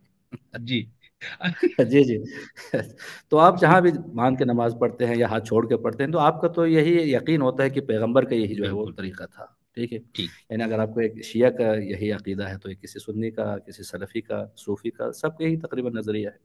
تو اب ایک آدمی جب اس کو پتہ چلتا ہے کہ مثلا میرے مذہب کے مقابلے میں کوئی مذہب ہے تو وہ تحقیق کرنا شروع کرتا ہے، اور ہو سکتا ہے کہ بہت سارے افراد جو تحقیق کے نتیجے میں وہ حق کے تلاش کر لیتے ہیں، اس لیے آپ دیکھیں بہت سارے افراد جن کو ہم مستبصرین کے نام سے یاد کرتے ہیں کہ وہ ادھر سے ادھر آئے ہیں، اور کچھ ایسے افراد ہیں جو ادھر سے ادھر بھی گئے ہیں، یعنی تاریخ میں آپ دیکھیں بہت سارے ایسے بڑے بڑے نام آپ کو نظر آئیں گے جو سنی سے شیعہ ہوئے یا شیعہ سے سنی ہوئے، تو بالکل بہرحال ہر بالکل کسی اپنے عام۔ تحقیق کے نتیجے میں، ٹھیک ہے؟ اب ایک آدمی جس نے اپنی تلاش کی، کوشش کرنے کے باوجود وہ حق تک نہیں پہنچا، ٹھیک ہے، تو ہم ایسے بندے کو بھی جو ہے وہ معذور معذور ہے۔ سمجھیں گے کہ وہ اللہ تعالیٰ ان کو بھی جو ہے نا وہ عاقبت بخیر کرے گا۔ ٹھیک۔ یہ تیسرا گروہ۔ چوتھا وہ گروہ ہے کہ جس نے حق کو تسلیم کیا ہے لیکن جان بوجھ کر اس نے حق کی مخالفت کی، یعنی حق کو سمجھنے کے باوجود حق کی جو ہے وہ مخالفت کی، تو یہ جو افراد ہیں یہ تو جیسے آپ کہتے ہیں کہ یہ قرآن اور سنت کی، یہ تو قطعی حیات میں سے کہ یہ شخص جو ہے وہ جہنمی ہے، ٹھیک ہے؟ ٹھیک ہے۔ اب وہ جو حق تک نہیں پہنچے اس کو بھی ہم دو حصوں میں تقسیم کرتے ہیں۔ وہ لوگ ہیں جو مستضعف ہیں، لیکن کچھ وہ لوگ ہیں جو ناصبی ہیں، کہ وہ جن کو پیغمبر کے ساتھ یا اولاد پیغمبر کے ساتھ جن کے دلوں میں بغض ہے، وہ بھی کسی صورت میں ہماری یعنی روایات کے مطابق، یعنی متواتر روایات ہیں، ان روایات کے مطابق ہم ان کو بھی جہنمی سمجھتے ہیں۔ تو جہنم لہٰذا میں عام صحیح ہے۔ مسلمان، تو عام مسلمان دیکھیں جتنے بریلوی ہیں، اکثر بریلویوں کو آپ دیکھیں کہ وہ محب اہل بیت ہیں، اسی طرح اکثر دیوبندی محب اہل بیت ہیں، یہاں تک اہل حدیث کے بارے میں ہم مطلقاً حکم نہیں لگا سکتے، سب کے سب جو ہے وہ یعنی ان کے ناصبی ہے۔ دلوں میں بغض ناصبی ہیں، یا یہ ان کے دلوں میں بغض اہل بیت ہے، تو لہٰذا اکثر مسلمان جو ہے وہ محب اہل بیت ہیں، تو ان کے بارے میں جو ہے حسن ظن بھی یہی ہے، اور دعا بھی ہے اللہ تعالیٰ مسلمانوں کو جنت نصیب کرے۔ صحیح۔ نہیں لیکن اچھا ٹھیک، بات پوری ہو گئی آپ کی؟ جی جی، اگر کوئی ٹھیک سوال ہے تو لیکن بیان کریں۔ ٹھیک لیکن اب جیسے اگر آپ نے بھی اس کو تسلیم کیا اور اسی کو آپ صحیح سمجھتے ہیں کہ اسلام اور تشیع میں تساوی کی نسبت ہے، ٹھیک ہے نا، تو جی اس جی، صورت میں جو خود حضور کے دور میں جو لوگ اس طرف نہیں آئے، تو ان کے بارے میں تو میرا خیال سے یہی ہو سکتا ہے، یعنی نہ ان کو عربی زبان میں مسئلہ تھا، نہ ان کو براہ راست حضور سے سننے میں مسئلہ تھا، تو اس کے باوجود ان میں سے اکثریت نے حضرت علی کے ساتھ نہیں دیا یا ان کو خلیفہ منتخب نہیں کیا، یعنی غدیر کو رد کیا نا، تو وہ تو پھر کس کیٹیگری میں جانے چاہیے ان کو؟ دیکھیں نا، ان کو بھی آپ انہیں حصوں میں یعنی گروہ میں تقسیم کر سکتے ہیں۔ اب ظاہر صحیح ہے کہ پیغمبر کی حیات کے دوران تو مثلا خلافت یا اس حوالے سے امامت جو آج کے جو نظر، ایسے کوئی نظریہ تو اس وقت نہیں تھا، صحیح۔ تو یعنی بہت ساری جو علم کلام تو بعد میں وجود میں آیا ہے، ٹھیک ہے، لیکن واقع غدیر کے بعد، یعنی واقع غدیر کے بعد آپ دیکھیں کہ مسلمانوں کے لیے حجت تمام ہو گئی تھی، کہ یعنی پیغمبر کے بعد جو ہے وہ جانشین جو ہے وہ امیر المومنین ہے۔ تو اب یہ جو روایات ہیں آپ دیکھیں، بعض لوگ جو ہے نا یہ یاسر حبیب جیسے افراد یا لہیاری جیسے افراد، اور بعض اوقات آپ بھی ان کو اپریشیٹ کر رہے ہوتے ہیں کہ وہ کتابی باتیں بیان کرتے ہیں، تو کتابوں میں یہ روایت موجود ہے، ارتد الناس بعد النبی، کہ یعنی کیا ہو گیا کہ یہ لوگ مرتد ہو گئے۔ اب یہاں پر جو علماء نے دیکھیں مکتب آل محمد میں جو ہے نا جو اجتہاد کا جو دروازہ کھلا فہم نصوص کے حوالے سے، تو لہٰذا علماء نے بیان کیا ہے یہاں ارتداد سے مراد جو ہے ارتداد از دین نہیں ہے، تو ارتداد از مذہب ہے، تو چونکہ ہم ان کو جو ہے وہ دین کے دائرے سے، یعنی حقیقی جو دین ہے اس کے دائرے سے تو خارج کرتے ہیں، لیکن جو ظاہر دین ہے اسلام ہے اس کے دائرے سے خارج نہیں سمجھتے، تو لہٰذا اس بنا پہ ہم ان کو کافر نہیں کہتے۔ صحیح، ٹھیک، اچھا کاچو صاحب، آپ نے یہ فرمایا تھا کہ ہم شیعہ جو ہے وہ دوسروں کی تکفیر نہیں کرتا ہے، یعنی شہادتین کی بنیاد پہ اگر کوئی شخص اصول دین میں سے کسی اصل کا انکار کرتا ہے تو آپ اس کی تکفیر نہیں کریں گے؟ دیکھیں، اگر کوئی اصول دین میں سے کسی کا انکار کرتا ہے، نبوت کا اور توحید کا، یعنی توحید اور نبوت کا، یہ اصول دین میں سے ہے۔ معاد کے اس لیے چونکہ جیسے امام خمینی فرماتے ہیں کہ معاد جو ہے وہ اصل فرعی ہے، اصل اصول میں ہے لیکن اصل فرعی ہے، یعنی اس قدر قرآن نے اور روایات میں معاد کا ذکر ہے کہ وہ بھی اصول دین کے اندر شامل ہے، کہ اگر کوئی ان کا انکار کرتا ہے تو وہ دین سے خارج ہے۔ لیکن اس کے علاوہ اب سوال یہ پیدا ہوتا ہے، جیسے کہ مثلا من ترک الصلاۃ متعمدا فقط کفر، کہ اگر کوئی عمدن نماز ترک کرے وہ کافر، یا کوئی نماز کا انکار کرے، ضروریات دین میں سے کسی سے انکار کرے، تو اب دیکھیں یہاں پر علماء بیان کرتے ہیں، اگر اس کے انکار کرنے سے اگر انکار رسالت لازم آ جائے، یعنی تکذیب رسالت لازم آ جائے، اس بنا پہ وہ کافر ہے۔ یعنی مثلا کس بنیاد پہ آپ جو ہے قادیانیوں کو آپ کافر سمجھتے ہیں؟ جی، یعنی قادیانیوں کی تکفیر کی بنیادی وجہ کیا ہے؟ اگر حالانکہ وہ توحید کو وہ مانتے ہیں، رسالت کو بھی اس معنی میں مانتے ہیں کہ اللہ کے رسول مانتے ہیں، بلکہ آخری نبی بھی مانتے ہیں لیکن ان کی اپنی تفسیر کے مطابق، لیکن چونکہ اس نے نبوت کا ادعا کیا مرزا احمد قادیانی نے، اور اس ادعائے نبوت سے تکذیب رسالت لازم آتی ہے، تو اس بنا پر جو ہے وہ دائرہ دین سے خارج ہے۔ ٹھیک ہے، جی نہیں جی، تو تو یہ آپ ہم یہ فرماتے ہیں۔ فرما رہے کہ امامت اصول دین میں سے نہیں ہے، آپ اس نظریے کے حامی ہیں؟ ہم اصول مذہب میں سے سمجھتے ہیں۔ نہیں دیکھیں، اب تو آپ نے یہ فرمایا کہ سید باقر الصدر رضوان اللہ علیہ نے یہ نظریہ پیش کیا، تو کیا اس جی سے جی، پہلے بھی شیعوں میں یہ نظریہ تھا موجود؟ اگر نہیں تھا تو ان کی پھر کیا انفرادیت ہو گئی باقر الصدر صاحب کی؟ دیکھیں انہوں نے، یعنی میں نے پہلے آپ کی خدمت میں بیان کیا تھا کہ اصل غدیر یا اصل ثقیفہ کو بیان کرنے کے لیے انہوں نے یہ نظریہ پیش کیا، یعنی کس طریقے سے یہ اختلاف جو ہے وہ رونما ہوا، لیکن اصل ثقیفہ کو وہ بھی تسلیم نہیں کرتے، اس کو بھی درست نہیں سمجھتے، وہ غدیر ہی کے جو ہے نا وہ نظر امامت ہی کو درست سمجھتے ہیں، لیکن وہ کہتے ہیں کہ یہ اصول مذہب میں سے ہے۔ تو صحیح، لہٰذا اگر کوئی شخص جو ہے امامت کا انکار کرتا ہے وہ دائرۂ تشیع سے خارج ہے۔ ان مسئلہ آپ مثال دیں، یعنی بھی آپ جس بزرگان میں سے ایک شرف الدین صاحب جو ہے ہم ان کو مسلمان سمجھتے ہیں، لیکن دائرۂ تشیع سے وہ خارج ہے کیونکہ خود ان چیزوں کا انکار کرتے ہیں۔ صحیح، تو اس کا مطلب ہے کہ امامت اتنا زیادہ ضروری نہیں ہے دین میں، آخرت، رسالت یا توحید کی طرح اتنا لیکن مطلوب وہ بھی آپ نہیں کے، تھا مسلمانوں نہیں دیکھیں اس چیز کو ہمیں سمجھنے کی ضرورت ہے۔ لیکن ایک میں نے عرض جی، کیا نا، ایک ظاہر اسلام ہے، ایک اسلام ہے، اور ایک ہے ایمان۔ تو ایمان کے دائرہ کار میں، ایمان کے دائرے میں داخل ہونے کے لیے یا حقیقی اسلام میں داخل ہونے کے لیے تو امامت ضروری ہے۔ صحیح، اسی بنا پر وہ جو زیدی ہے یہاں تک کہ، یا جو اسماعیلی ہے، خصوصاً ابھی مرحوم آغا خان کی وفات کے بعد تشیع کے یہاں یہ بڑی بحث ہے کہ ان کے نجات کے حوالے سے بہت زیادہ لوگ فکر مند ہیں۔ فکر تو مند ہے۔ دیکھیں اس معنی میں یعنی وہ بھی یعنی دائرہ ایمان سے خارج ہے، ہم، ٹھیک ہے، لیکن یہ ہے کہ ہم ان کو مسلمان سمجھتے ہیں۔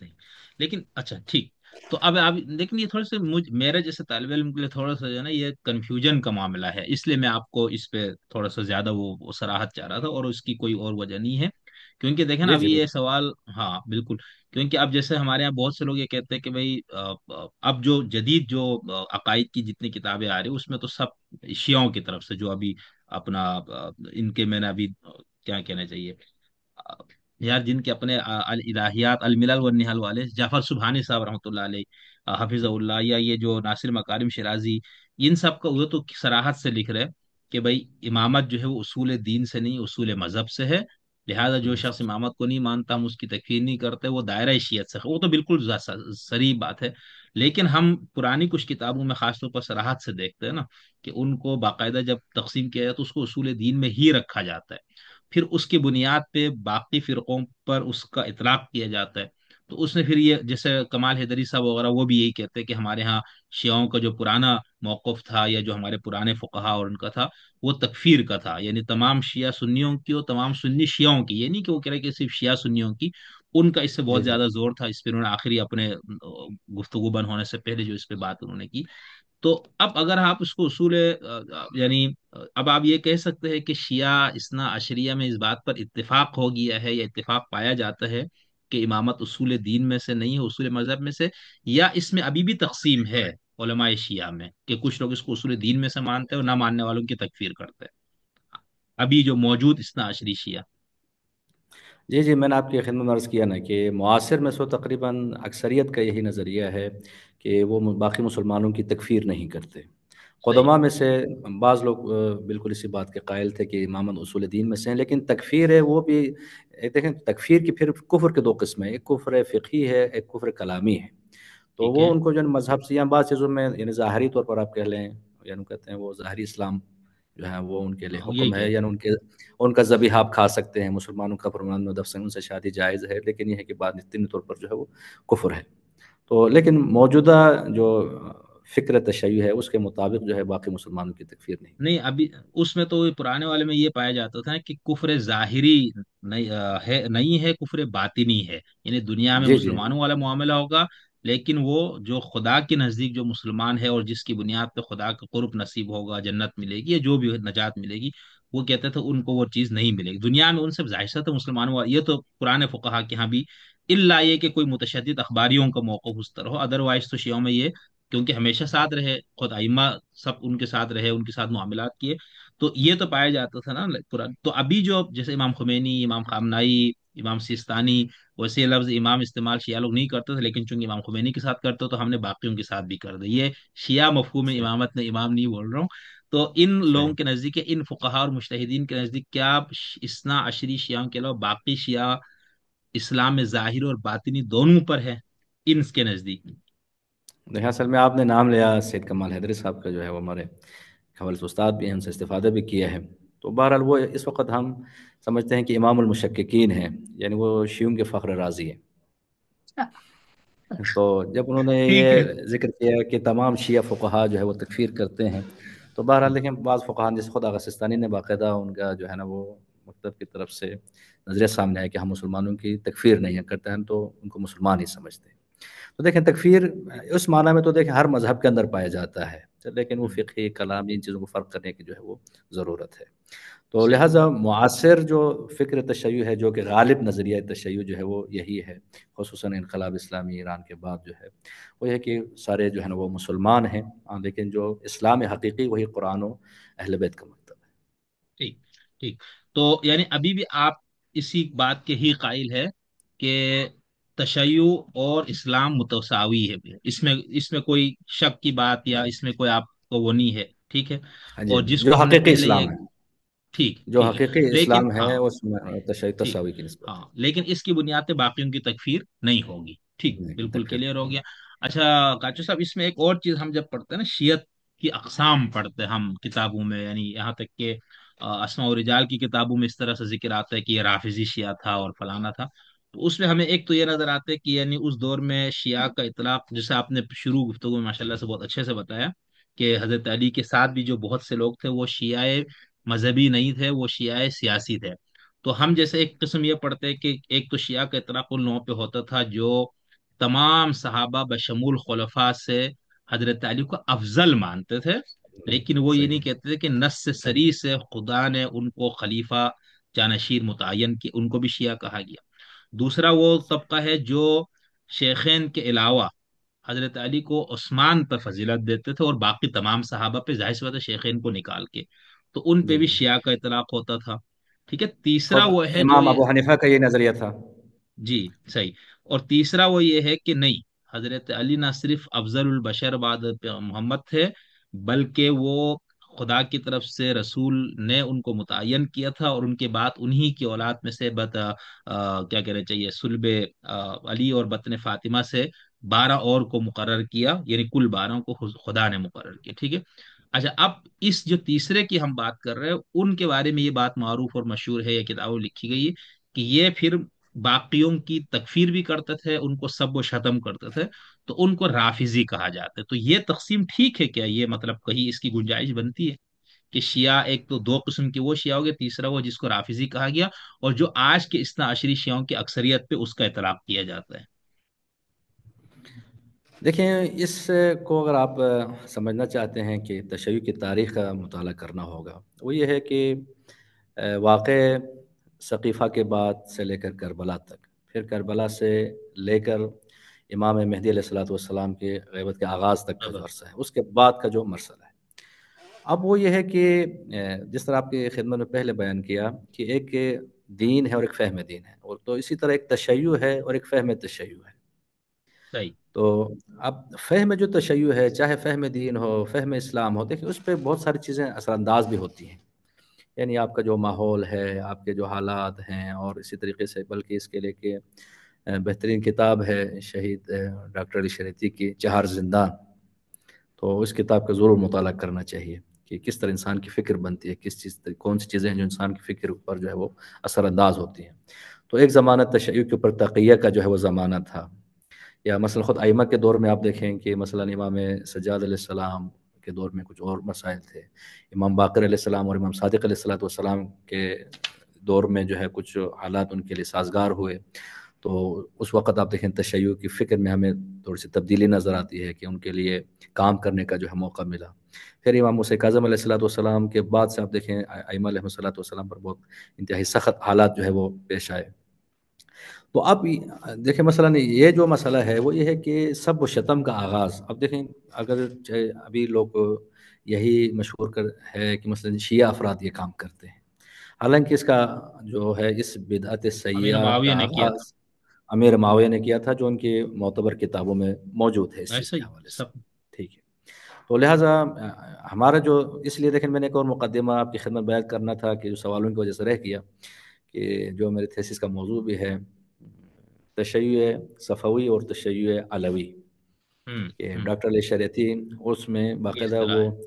امور کا ذکر کرتے ہیں کہ وہ جو تشیع علوی یعنی جو قرآن اور اہل بیت کا اصل مذہب ہے، اس کے اندر تاریخ میں کون سی چیزیں تھیں کہ جو لوگوں نے تشیع کے نام پہ تشیع کے اندر شامل کی، یعنی بہت ساری چیزیں جو مثلا آپ پاکستان میں اگر ایک تشیع کی شناخت کیا ہے آپ کے لیے، اس نے مثلا کالا لباس پہنے، کڑا پہنے، یا مثلا ایک خاص قسم کی، اب یہ چیز آپ ایران میں ہیں تو آپ شاید نظر نہیں آئیں گی، یا مثلا آپ پاکستان میں ہیں تو ہم یہ سمجھتے ہیں کہ شیعوں کے کوئی 10 سے 15% لوگ ملنگ ہیں، لیکن آپ ایران میں آئیں گے تو کوئی ملنگ نظر نہیں آئے گا آپ کو، عراق میں کوئی ملنگ نظر نہیں آتا۔ جی جی، تو وہ کہ بلکہ لطیفہ ہے، کوئی اہل سنت برادر تشریف لائے تھے ایران میں، تو چونکہ وہ شیعہ پاکستانی شیعوں کو دیکھا ہوا تھا، تو یہاں سے جانے کے بعد انہوں نے آپ بیتی لکھی، کہتے ہیں کہ میں جب ایران نہیں گیا تھا اس وقت میرے ذہن میں تھا پتہ نہیں اصفہان میں کتنے ملنگ ہوں گے، تہران میں کتنے ملنگ ہوں گے، قم میں، مشہد میں، تو تعجب کی تو بات ہے کوئی ایران میں کوئی مجھے ملنگ نظر نہیں آیا۔ تو یہ جو چیزیں ہیں اب یہ علاقائی چیزیں ہیں جن کا مذہب سے کوئی اتنا تعلق جو ہے وہ نہیں ہے، ٹھیک ہے، تو صحیح۔ لہٰذا اس سے کتاب میں تشیع علوی اور تشیع صفوی میں اگرچہ بعض چیزوں سے ہم بھی یعنی ڈاکٹر شریعتی کی باتوں سے جو ہے نا وہ اتفاق نہیں کرتے، لیکن یہ ایک حقیقت ہے کہ ہر مذہب کے اندر کچھ چیزیں داخل ہوئی ہیں، کچھ چیزیں مذہب کے نام پہ لوگوں نے جو ہے وہ رائج کی ہیں، تو لہٰذا اصل جو مذہب تشیع ہے اس کو ہمیں سمجھنے کی جو ہے وہ ضرورت ہے۔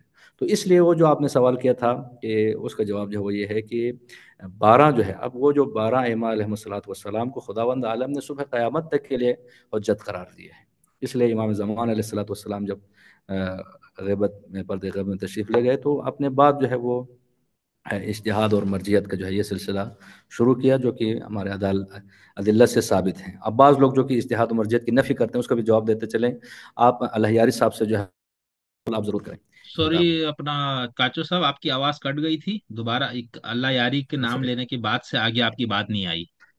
جی جی، وہ جو اجتہاد اور مرجیت کی نفی کرتے ہیں آپ ان سے جی 2 سوال ضرور کریں۔ ایک سوال ان جی، سے یہ کریں کہ آپ اجتہاد و مرجیت کی نفی کرتے ہیں، تو مثلا آپ جو اصول دین سے پوچھیں اصول دین کتنے ہیں، تو چاہے وہ جو بھی جواب دیں 3 ہیں یا 5 ہیں، ان کو کہیں کہ یہ قرآن اور حدیث میں کہاں ہے، کوئی کسی قرآن کی آیت میں نہ، سنیوں کے جو ہے وہ 6 کلمے ہیں، نہ جو ہے اصول دین ہیں، اسی طرح احادیث میں یہ چیزیں آپ ثابت کر سکتے ہیں مختلف احادیث سے، آیات سے، روایت سے، تو یہ بالکل۔ علماء کا اجتہاد ہے، اس کو اصول دین چاہے کہہ کے آپ کہہ رہے نہیں بیان کیا گیا قرآن اور سنت میں کہ یہ اصول دین ہے، یہ کہہ رہے اصول ہیں۔ دین ہے، یہ ٹھیک، علماء کا اجتہاد ہے، یعنی جو یہ فہم استنباط دین ہے۔ میں عرض کیا نا، یہ استنباط ہے۔ اسی طریقے سے جب وہ جواب دیتے ہیں مثلا فقہی سوالات ان سے پوچھتے ہیں تو وہ جواب دیتے ہیں، تو یہ جو جواب بعض اوقات وہ دیتے ہیں وہ مختلف روایت، اب روایت تو متضاد بھی ہے بعض اوقات، تو وہ جواب دیتے ہیں، در حقیقت آپ اس کا اجتہاد نام نہ بھی رکھیں، استنباط نام نہ بھی رکھیں، لیکن جو قرآن و سنت کی روشنی میں آپ غور کرنے کے بعد جو جواب دیتے ہیں یہی استنباط ہے، یہی اجتہاد ہے۔ تو صحیح یہ جو اجتہاد کا دروازہ جو ائمہ علیہ الصلوۃ والسلام نے جو ہے نا، اس کا آپ نتیجہ آپ دیکھیں، یعنی عدد کے اعتبار سے آج اہل تشیع جو ہے وہ اقلیت میں ہے، یعنی ہم 10% سے زیادہ نہیں ہیں عالم اسلام کے، لیکن تاثیر کے اعتبار سے آپ دیکھ لیں تو اس وقت یہ حقیقت ہے کہ اسلام کا پرچم تشیع کے ہاتھ میں ہے۔ وجہ کیا ہے؟ اہل سنت اتنی بڑی اکثریت میں ہونے کے باوجود ان کے ہاں نظام مرجعیت نہیں ہے۔ اجتہاد کے حوالے سے بہرحال ان کے مختلف مکاتب فکر کے آؤ، مختلف جو ہے وہ نظریات ہیں، لیکن وہ مرجع کا تصور ان کے ہاں جو ہے وہ نہیں ہے، اس وجہ سے صحیح اتنی بڑی اکثریت ہونے کے باوجود وہ تاثیر ہمیں نظر نہیں آتی۔ صحیح تو صحیح یہ جو صحیح اجتہاد کا جو دروازہ ہے، یہ اجتہاد کا جو سلسلہ ہے، یہ در حقیقت جو ہے وہ اسی یعنی غیبت صغریٰ اور کبریٰ کے زمانے کے لیے جو ہے، تو لہٰذا اس میں سمجھتا ہوں کوئی پریشانی کی بات نہیں۔ صحیح صحیح، بہت شکریہ بہت شکریہ سر۔ اچھا، میں ایک اور سوال آپ سے پوچھنا چاہوں، آپ ایک شیعہ اثنا عشری اصولی ہونے کے ناطے، یعنی ابھی ہم جب لفظ شیعہ بولتے ہیں تو اسماعیلی زیدی وہ سب نکل گئے، صرف ہم اثنا عشری شیعوں کی بات کر رہے ہیں، اس میں سے بھی تو اس اثنا عشری تشیع کے روح سے جب کوئی مسلمان اپنا عقیدہ بنائے گا، میں مسلمان ہونا چاہتا ہوں یا ہوں، اب کچھ عقائد ہیں کچھ فروعات ہے، تو اس عقیدے کا سورس اور ماخذ کیا ہے شیعہ نقطۂ نظر سے؟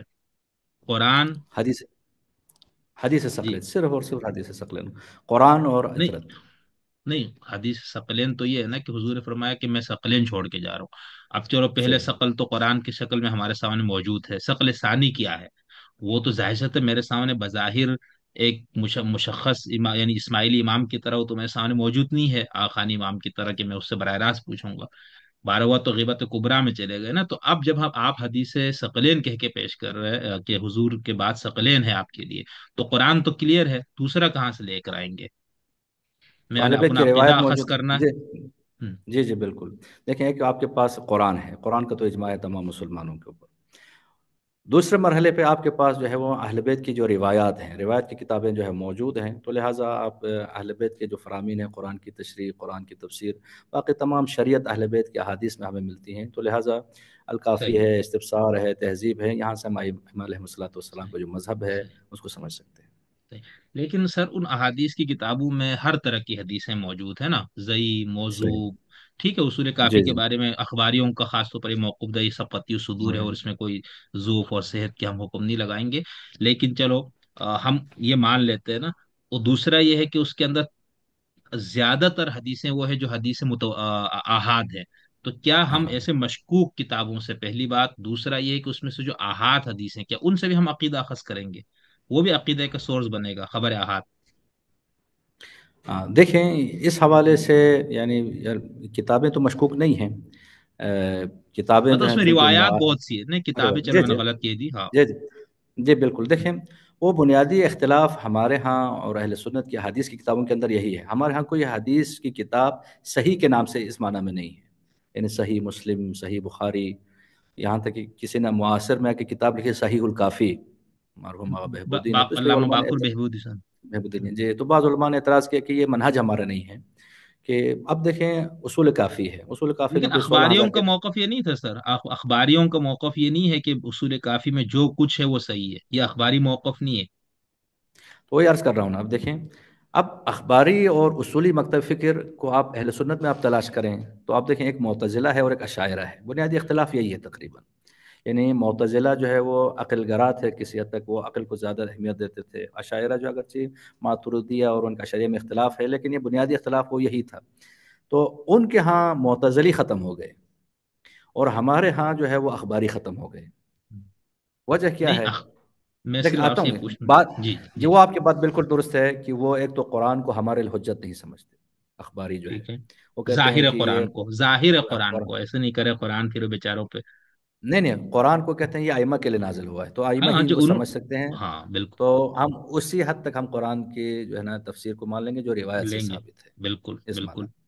دوسری بات جو ہے وہ تمام احادیث کو وہ صحیح سمجھتے ہیں، لیکن ان کے ہاں بھی تقیہ کا جو موضوع ہے، مثلا روایات کے اندر جب اختلاف ہے اب کیا کریں، تو تقیہ کا رد وہ بھی لوگ نہیں کرتے، تو لہٰذا جو مکتب تشیع ہے وہ مکتب خصوصاً اصولی مکتب فکر، وہ اصولی مکتب کی بنیاد ہی اس وجہ سے ہے چونکہ ہم کسی حدیث کی کتاب کو ہم صحیح سمجھتے ہی نہیں ہیں، یعنی اصول کافی کے 16,000 روایات ہیں، تو صحیح سند کے اعتبار سے آپ دیکھیں کوئی 5,000 کے قریب روایت ہیں، باقی جو روایات ہیں وہ سب ایسا نہیں ہے کہ سب ضعیف السند ہیں، یعنی یا احاد میں سے ہے، یا جو ہے وہ مثلا مرسل ہے یا مرفوع ہے، مختلف ہے۔ تو اس لیے علم رجال، علم اصول، وہ اسی وجہ سے تاکہ ہم یہ جان سکیں کون سی جو حدیث ہے وہ قرآن کے مطابق ہے، کون سی حدیث درست ہے یا نہیں۔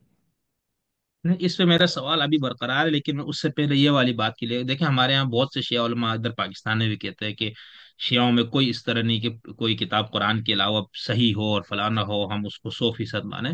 لیکن پھر جب کوئی سنی یا کوئی ریسرچ کرنے والا جب اس اخباری شیعوں کا موقف لے کر آتے ہیں تو اس سے تو پھر آدمی جھوٹا ثابت ہوتا ہے۔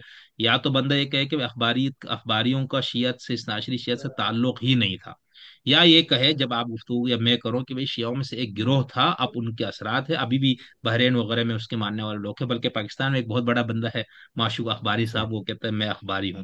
خیر، تو ان کے ہاں تو یہ ہے، ان کے ہاں یہ ہے کہ اصول کافی شروع سے لے کر آخر تک صحیح ہے۔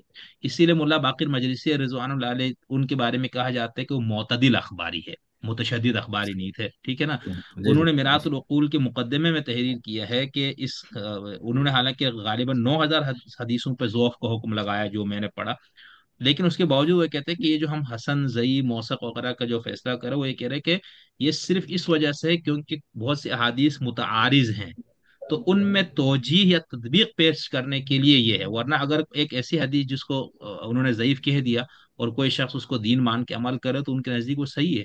تو ایسا نہیں ہے کہ ہمیں آپ کو ایسا نہیں کہنا چاہیے کہ بھائی شیعوں میں ایک چھوٹا سا طبقہ موجود ہے اور پہلے یہ لوگ زیادہ تھے جن کے نزدیک یہ تھا کہ اصول کافی میں جو کچھ ہے وہ صحیح ہے، اب اصولی شیعوں میں سے کوئی یہ نہیں مانتا، ٹھیک ہے نا۔ دیکھیں اس کو یعنی سمجھنے کی ضرورت ہے، ایک ہے نہج اخباری اور ایک ہے مذہب اخباری۔ ہوں جو مذہب اخباری ہے وہ تو تقریباً ختم ہو گیا، یعنی وہ جس کے بانی امین اسرابادی مرحوم تھے کہ انہوں نے باقاعدہ ایک مذہب کی شکل دی، وہ اب تقریباً نہیں ہے، یا اگر ہے تو بہت کم جو ہے، یعنی اگر ہے تو پر علم حلقوں میں کوئی قابل ذکر اب کوئی شخصیت نہیں ہے۔ لیکن جو نہج اخباری ہیں وہ یعنی مثلا روایات کو زیادہ ترجیح دینا، یعنی عقل اور روایت کے اندر اگر ظاہری طور پر وہ ہمیں تصادم یا تناقض نظر آئے تو کیا کریں، تو یہاں پر اخبار کی طرف جانا، یہ نہج جو ہے وہ بعض بزرگان کے حوالے سے مشہور ہے اور یہ چیز جو ہے وہ موجود ہے۔ تو اگر کوئی اس طریقے سے سوال کرتا ہے تو بالکل یہ حقیقت ہے کہ ہم اخباریت کا انکار نہیں کرتے، ایک فہم موجود تھا تشیع کے اندر جو کہ ابھی جو ہے وہ نہیں ہے، لیکن جو رائج فہم ہے وہ یہ نہیں ہے۔ صحیح۔ تو اب آپ جو میرا سوال کا جو تھا وہ آپ دو ٹوک کر کے مجھے بتا دیں کہ عقیدہ خبر احاد سے وہ صحیح حدیث ہے، ظاہر سی بات ہے خبر احاد کا مطلب یہ نہیں ضعیف موضوع ہے، اس سے عقیدہ جی اخذ ہو سکتا ہے، اس پہ کس کی بنیاد پہ عقیدہ بنایا جا سکتا ہے شیعہ نقطۂ نظر سے؟ نہیں نہیں، عقائد کی پھر جو ہے نا دو قسم ہیں، اب اس چیز کو سمجھنے کی ضرورت ہے۔ دیکھیں، جی ایک جی، ہے کلیات عقائد ہیں، جیسے اصل ٹھیک۔ توحید ہے، اصل رسالت ہے، اصل معاد ہے، کہ یہ تو محکم ادلہ عقلیہ اور نقلیہ سے ثابت ہوں گے۔ لیکن فرض کریں کہ مثلا اب یہ چونکہ ہمارا ہے کہ بحث ہے کہ عقائد میں تقلید جائز ہے یا نہیں ہے، یعنی جو ہوں، تقلید کے مانتے ہیں وہ بھی کہتے ہیں کہ مثلا عقائد میں تقلید، لیکن بعض کہتے ہیں نہیں، جو جزویات عقائد ہیں ان میں تقلید اگر کوئی کرنا چاہتا ہے تو اب چونکہ اب ہر شخص تو چونکہ جس طرح آپ نے ذکر کیا جو روایات مختلف ہیں یا احاد ہیں، تو جزویات میں ممکن ہے اگر آپ کی نظر میں یہ روایت درست ہو اس کی بنا پہ جو ہے وہ کسی چیز کو تسلیم کر لیں، لیکن جو عقائد کی جو کلیات ہیں ان میں احاد کی بنا پہ عقائد لینا درست نہیں ہے۔ صحیح صحیح۔ اچھا کاچو صاحب نے شروع میں ایک بات کی تھی وہ میں نے لکھا تھا، پھر بات اتنی آگے چلی گئی، آپ نے یہ کہا کہ اسلام میں دو ہی فرقے ہیں، تشیع اور تسنن، ٹھیک ہے۔ اچھا بنیادی کچھ طور پر اس کہا تھا، باقی بنیادی طور اسی سے جی جی نکلے۔ جی جی اسی سے جی نکلے بالکل۔ اچھا کچھ اسی حالانکہ ہم جب فرق کی ملل کی کتابیں پڑھتے ہیں نا وہ اس طرح نہیں کرتے، وہ تو ہر ایک نہیں کو کرتے، مستقل فرقے الگ کے الگ سے۔ طور پر لے کے وہ بات کرتے ہیں۔ اسی سے ملتی جلتی بات ہم اپنے ہندوستان کے ایک بہت بڑے عالم دین گزرے ہیں جنہوں نے اسفار کا ترجمہ بھی کیا ہے، مناظر حسن گیلانی صاحب رحمۃ اللہ علیہ، تو ان کے کتابیں اسلام میں فرقہ بندی کا شاخسانہ یا افسانہ، اس طرح سے بہت مختصر سی، تو اس میں بھی ان کا یہی کہنا ہے کہ یہ جتنے ہمارے یہاں لوگوں نے فرقے الملل اور نہال والوں نے بنا دیے 72 کو، وہ تو حدیث کے اندر تعداد بھی تو پوری کرنی تھی نا 73 فرقوں والی، اور یہ دونوں مسادر شیعہ سنی دونوں میں وہ 73 فرقوں والی حدیث، تو اس میں وہ یہ کہتے ہیں کہ اگر ہم بنیادی طور پر جمع کر کے دیکھیں تو تین فرقے بنتے ہیں، اس تشیع، تسنن اور خوارج۔ تو خوارج آپ کو، جی جی۔ خوارج کو بھی سنی سمجھتے ہیں؟ دیکھیں اس حوالے سے میں نہیں کہتا کہ خوارج جو ہے وہ سنی ہیں، لیکن بنیادی طور پر اگر خوارج کی جو فکر ہے اس کی بنیاد جو ہے وہ یہی ہے، یعنی اگر ایک شیعہ بن کے آپ بات کروں تو حقیقت ہم یہی سمجھتے ہیں بنیادی طور پر جو جتنے بھی انحرافات رونما ہوئے عالم اسلام کے اندر، اس کی بنیاد ہم ثقیفہ کو ہی سمجھتے ہیں. یعنی ثقیفہ ایک جیسے کہتے ہیں کہ وہ انحراف کی بنیاد اور اساس تھی، اس کے یاد ہے. بعد بنیاد ہے. یعنی یہ جو خوارج تھے وہ بنیادی طور پر امیر المومنین کو امام نہیں مانتے تھے. یعنی اگر وہ یہ لوگ امیر المومنین کی امامت اور عصمت کے قائل ہوتے تو کبھی یعنی اتنا بڑا اعتراض جو ہے وہ نہ کرتے. تو بنیاد تو وہی ہے. لیکن ہم یہ نہیں کہتے کہ جو خوارج ہیں وہ سنی ہیں، چونکہ اب دیکھیں ان کے جو نظریات ہیں بہرحال وہ بالکل عالم اسلام سے وہ الگ تھے. لیکن جو موجودہ خوارج ہیں جو عمان میں ہیں ان کو ہم مسلمان ہی سمجھتے ہیں. صحیح. آبازی تو میرے خیال سے اپنے آپ کو پتہ نہیں خارجی کہتے بھی ہے نہیں. اچھا. جی وہ پسند اچھا نہیں کرتے اس بات کو.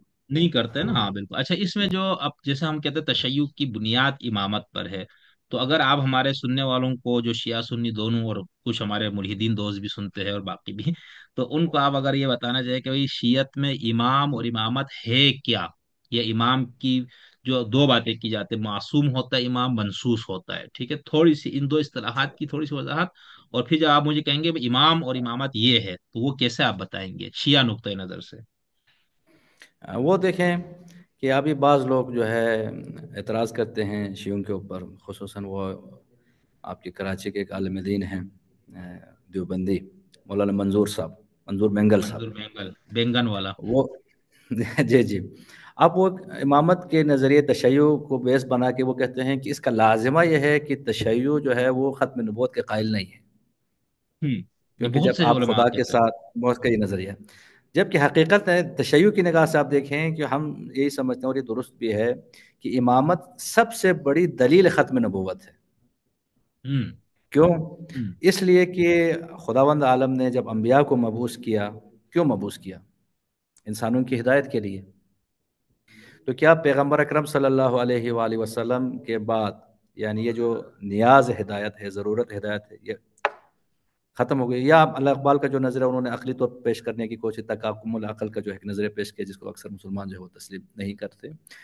تو اب دیکھیں کہ انسان کو ہدایت کی ضرورت تو ہے، ہر دور میں ہے، بلکہ آج کے دور میں انسانوں کو ہدایت کی ضرورت زیادہ ہے، مسائل زیادہ ہو گئے، انسانوں کی آبادی بڑھ گئی ہے. یعنی میرا آپ سے ایک سوال ہے کہ جو شریعتوں کی تعداد کتنی ہے؟ 5 ہے. شریعتیں 5 ہے، دین ایک ہے. صحیح. کیوں حضرت ابراہیم علیہ الصلاۃ والسلام کے زمانے میں شریعت نوح منسوخ ہو گئی؟ جب حضرت موسیٰ علیہ الصلاۃ والسلام کا زمانہ آیا تو حضرت ابراہیم کی شریعت، کیا اس شریعت کے اندر کوئی نقص تھا، کوئی کمی تھی جس کی وجہ سے نئی شریعت کو خداوند عالم نے جو ہے وہ نازل کیا؟ پھر جب حضرت عیسیٰ کا زمانہ آتا ہے تو حضرت موسیٰ کی شریعت منسوخ ہو گئی. جب پیغمبر کا جب زمانہ آیا تو باقی تمام شریعتوں کو منسوخ کیوں کیا؟ تو دیکھیں عقلی مثال جو ہے وہ یہ ہے کہ آپ کا بچہ ہے ماشاءاللہ 5 سال کا ہے، آپ نے اس کے لیے خوبصورت ایک قیمتی لباس خرید لیا ہے. 3 4 سال کے بعد اب فرض کریں وہ لباس پھٹا نہیں ہے، لباس ابھی تر و تازہ ہے، لیکن بچہ نہیں پہنے گا. کیوں نہیں پہنے گا؟ بچہ کہے گا تو کہ بڑا اب ہو گیا. یہ لباس، میں بڑا ہو گیا ہوں، لباس میں کوئی کمی نہیں ہے، کوئی نقص نہیں ہے، لیکن اب نہیں، لباس میں اس پہ نہیں نہیں پہن آئے گا. سکتا. ہوں. نہیں آئے گا. صحیح. ٹھیک. تو اب یہ جو قانون ہے، دیکھیں قانون یعنی اب ایک اور سوال ہے، اب اس سے بات کرتے ہیں. حضرت آدم علیہ الصلاۃ والسلام سے لے کر حضرت نوح کے زمانے تک کیا کوئی شریعت نہیں تھی؟ جب ہم یہ کہتے ہیں کہ پہلی شرط حضرت نوح پہ نازل ہوئی تو کیا اس سے پہلے جو لوگ تھے کیا وہ اسلام پہ عمل کرنے کے لیے ان کے پاس کوئی شریعت نہیں تھی؟ تو آپ دیکھیں کہ اب آپ کسی گاؤں میں چلے جائیں، اس کے یعنی عقلی جواب ہے، کسی پاکستان کے کسی دیہات میں چلے جائیں تو گاؤں میں چند گھرانے ہوتے ہیں، گاؤں کے بھی کچھ قوانین ہوتے ہیں، لیکن ان کو کسی پارلیمنٹ کی باقاعدہ شریعت کی، قانون کی، دستور کی ضرورت نہیں ہوتی. گاؤں کے چند لوگ مل کے کچھ باتیں طے کر لیتے ہیں، وہ سارا نظام چلتا رہتا ہے. لیکن پاکستان جیسے ایک بڑے ملک کو چلانے کے لیے وہ چند قوانین کافی نہیں ہوتے، چند رسومات، بلکہ ایک باقاعدہ پارلیمنٹ کی ضرورت ہوتی ہے جہاں پہ لوگ بیٹھیں، متخصص لوگ آئیں، جہاں پر جو ہے وہ قوانین بنائیں. تو حضرت نوح کے زمانے میں انسانوں کی تعداد بڑھ گئی تھی، خداوند عالم نے شریعت نازل کی. پھر اس کے بعد ابراہیم کے زمانے میں انسانوں کی تعداد بڑھ گئی. جب انسانوں کی تعداد بڑھتی ہے تو مسائل بھی بڑھتے ہیں. تو خداوند عالم نے دوسری شریعت، آخری جب پیغمبر کا جب زمانہ آیا تو آپ دیکھیں خداوند عالم نے جو ہے نا پیغمبر کی شریعت کو صبح قیامت تک کے لیے کہا کہ اب یہ آخری شریعت ہے، اب کوئی نئی شریعت نہیں آئے گی. لیکن اب سوال تو یہ ہے کہ پیغمبر کے زمانے میں انسانوں کی تعداد کتنی تھی؟ یعنی ہم فرض بہت کم کرتے ہے. ہیں یعنی 1 ارب آبادی فرض کرتے ہیں، حالانکہ اس سے بھی بہت کم. اب چونکہ 7 ارب آبادی ہے، نئے نئے مسائل جو ہر روز پیدا ہو رہے ہیں، اب ان مسائل کے حل کے لیے شریعت کے پاس کوئی حل نہیں ہے، یا ان مسائل کے لیے کیا کسی نئی شریعت کی ضرورت ہے؟ تو ہمارا جو اعتقاد، اس پر ہم دلائل بھی پیش کرتے ہیں، وہ یہ ہے کہ رسول خدا نے فرمایا کہ میں 2 چیزیں چھوڑے جا رہا ہوں، قرآن اور اہل بیت، اور قرآن اور اہل بیت کے جو تعلیمات ہیں، ان کے احکام کو سمجھنے کے لیے اجتہاد کا دروازہ کھلا ہے۔ تو لہٰذا آپ دیکھیں تشیع کو کوئی پریشانی نہیں ہے جو نئے مسائل پیش آتے ہیں۔ مثلا ایک آدمی جو ہے ناروے چلے جاتا ہے، کہ جہاں پہ ایک جگہ ہے جہاں 6 مہینے رات ہوتی ہے، 6 مہینے دن ہوتا ہے۔ اب پیغمبر کے زمانے تو کوئی مسئلہ نہیں تھا، یا اسی طریقے سے بہت سے طبی مسائل، آپریشن اور ان چیزوں کے مسائل پیش آئے، فقہا سے رجوع کرتے ہیں، فقہا قرآن و سنت کے میں استنباط کر کے جو ہے وہ اپنا فتویٰ دے دیتے ہیں، تو مسئلہ ہمارے لیے حل ہے۔ لیکن اہل سنت کے ہاں اب چلے جائیں تو ان کے ہاں ایک تو فقہی تقسیم اور ایک ان کے کلامی تقسیم ہے۔ پھر اس کے بعد فقہی جو تقسیم ہے ان کے ہاں جو ہے نا وہ مقلد اور غیر مقلد ہے، کلامی جو ہے صوفی ہے، کلامی ہے، جو ان کے ہاں آپ دیکھیں کہ ہمیں جسے نظر آتا ہے کہ یعنی ایک فرقے کے اندر بھی ہزاروں فرقے جی نظر جی آتے ہیں۔ بالکل ایسا ہی تو ایسا ہی ہے۔ اس کی بنیادی وجہ میں سمجھتا ہوں یہی ہے کہ اجتہاد اور مرجیت کا فقدان نہیں، آپ نے امام اور امامت کا نہیں بتایا نا کہ امام، یہ تو آپ نے ٹھیک ہے، یہ جو منظور مینگل صاحب یا یہاں تک کہ منظور نعماری نے بھی شاید اپنی کتاب میں اسی طرح لیا کہ امامت کو ہے۔ جی جی عقیدہ کو ماننا یہ جو ہے نا ختم نبوت پہ ڈاکہ ہے یا اس کا انکارات ہے، لیکن امام کسے کہتے ہیں یا پھر امامت ہے کیا؟ یہ تو آپ نے جی جی جی اشتہاد اور اس پہ لیا ہے نا، یہ تو امام کے بعد کی بات ہے۔ دیکھیں وہ عقیدہ یہی ہے کہ ہم پیغمبر اکرم کو بھی امام مانتے ہیں، پیغمبر بھی ٹھیک ہے، رسول بھی تھے، پیغمبر امام بھی تھے، امام بھی پیغمبر کے تھے، نبی بھی تھے۔ ٹھیک ہے، تو نبوت ختم ہوئی ہے لیکن امامت کا سلسلہ ختم نہیں ہوا۔ تو ٹھیک ہے، صبح قیامت تک کے لیے ہمارا جو عقیدہ ہے کہ غدیر میں پیغمبر نے ایک نظام امامت متعارف کرایا تھا۔ یہ جو من کنت مولا فہذا علی مولا، یعنی اس کا اصل دقیق ترجمہ یہ کرتے ہیں، میں جس کا جیسا مولا اس کا علی ویسا مولا ہے۔ یعنی پیغمبر جو ہے وہ ہمارے رسول بھی ہیں، پیغمبر جو ہے وہ سیاسی قائد بھی ہیں، پیغمبر جو ہے وہ ہر چیز میں ہوں، یعنی الہی نمائندہ ہے۔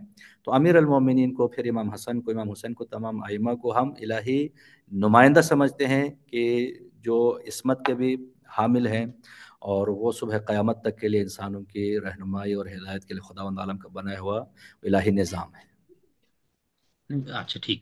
اب جیسے ہم علم کلام کی کتابوں میں پڑھتے ہیں امام کی ڈیفینیشن، اور وہ شیعوں نے بھی یہ تعریف رکھی ہوئی سنیوں نے کہ لہو ریاست الدین و دنیا، کہ وہ شخص جی جس جی کے پاس دین اور دنیا دونوں کی حکمرانی کا ریاست، اختیار ہو، یہ آپ مانتے ہیں امام یہی ہوتے شیعہ نقطۂ نظر جی سے؟ جی، جب ہدایت ہے، نظام ہدایت انہی کے ہاتھ میں ہے، تو دین و دنیا کی ریاست اور سرپرستی انہی کے ہاتھ میں ٹھیک ٹھیک۔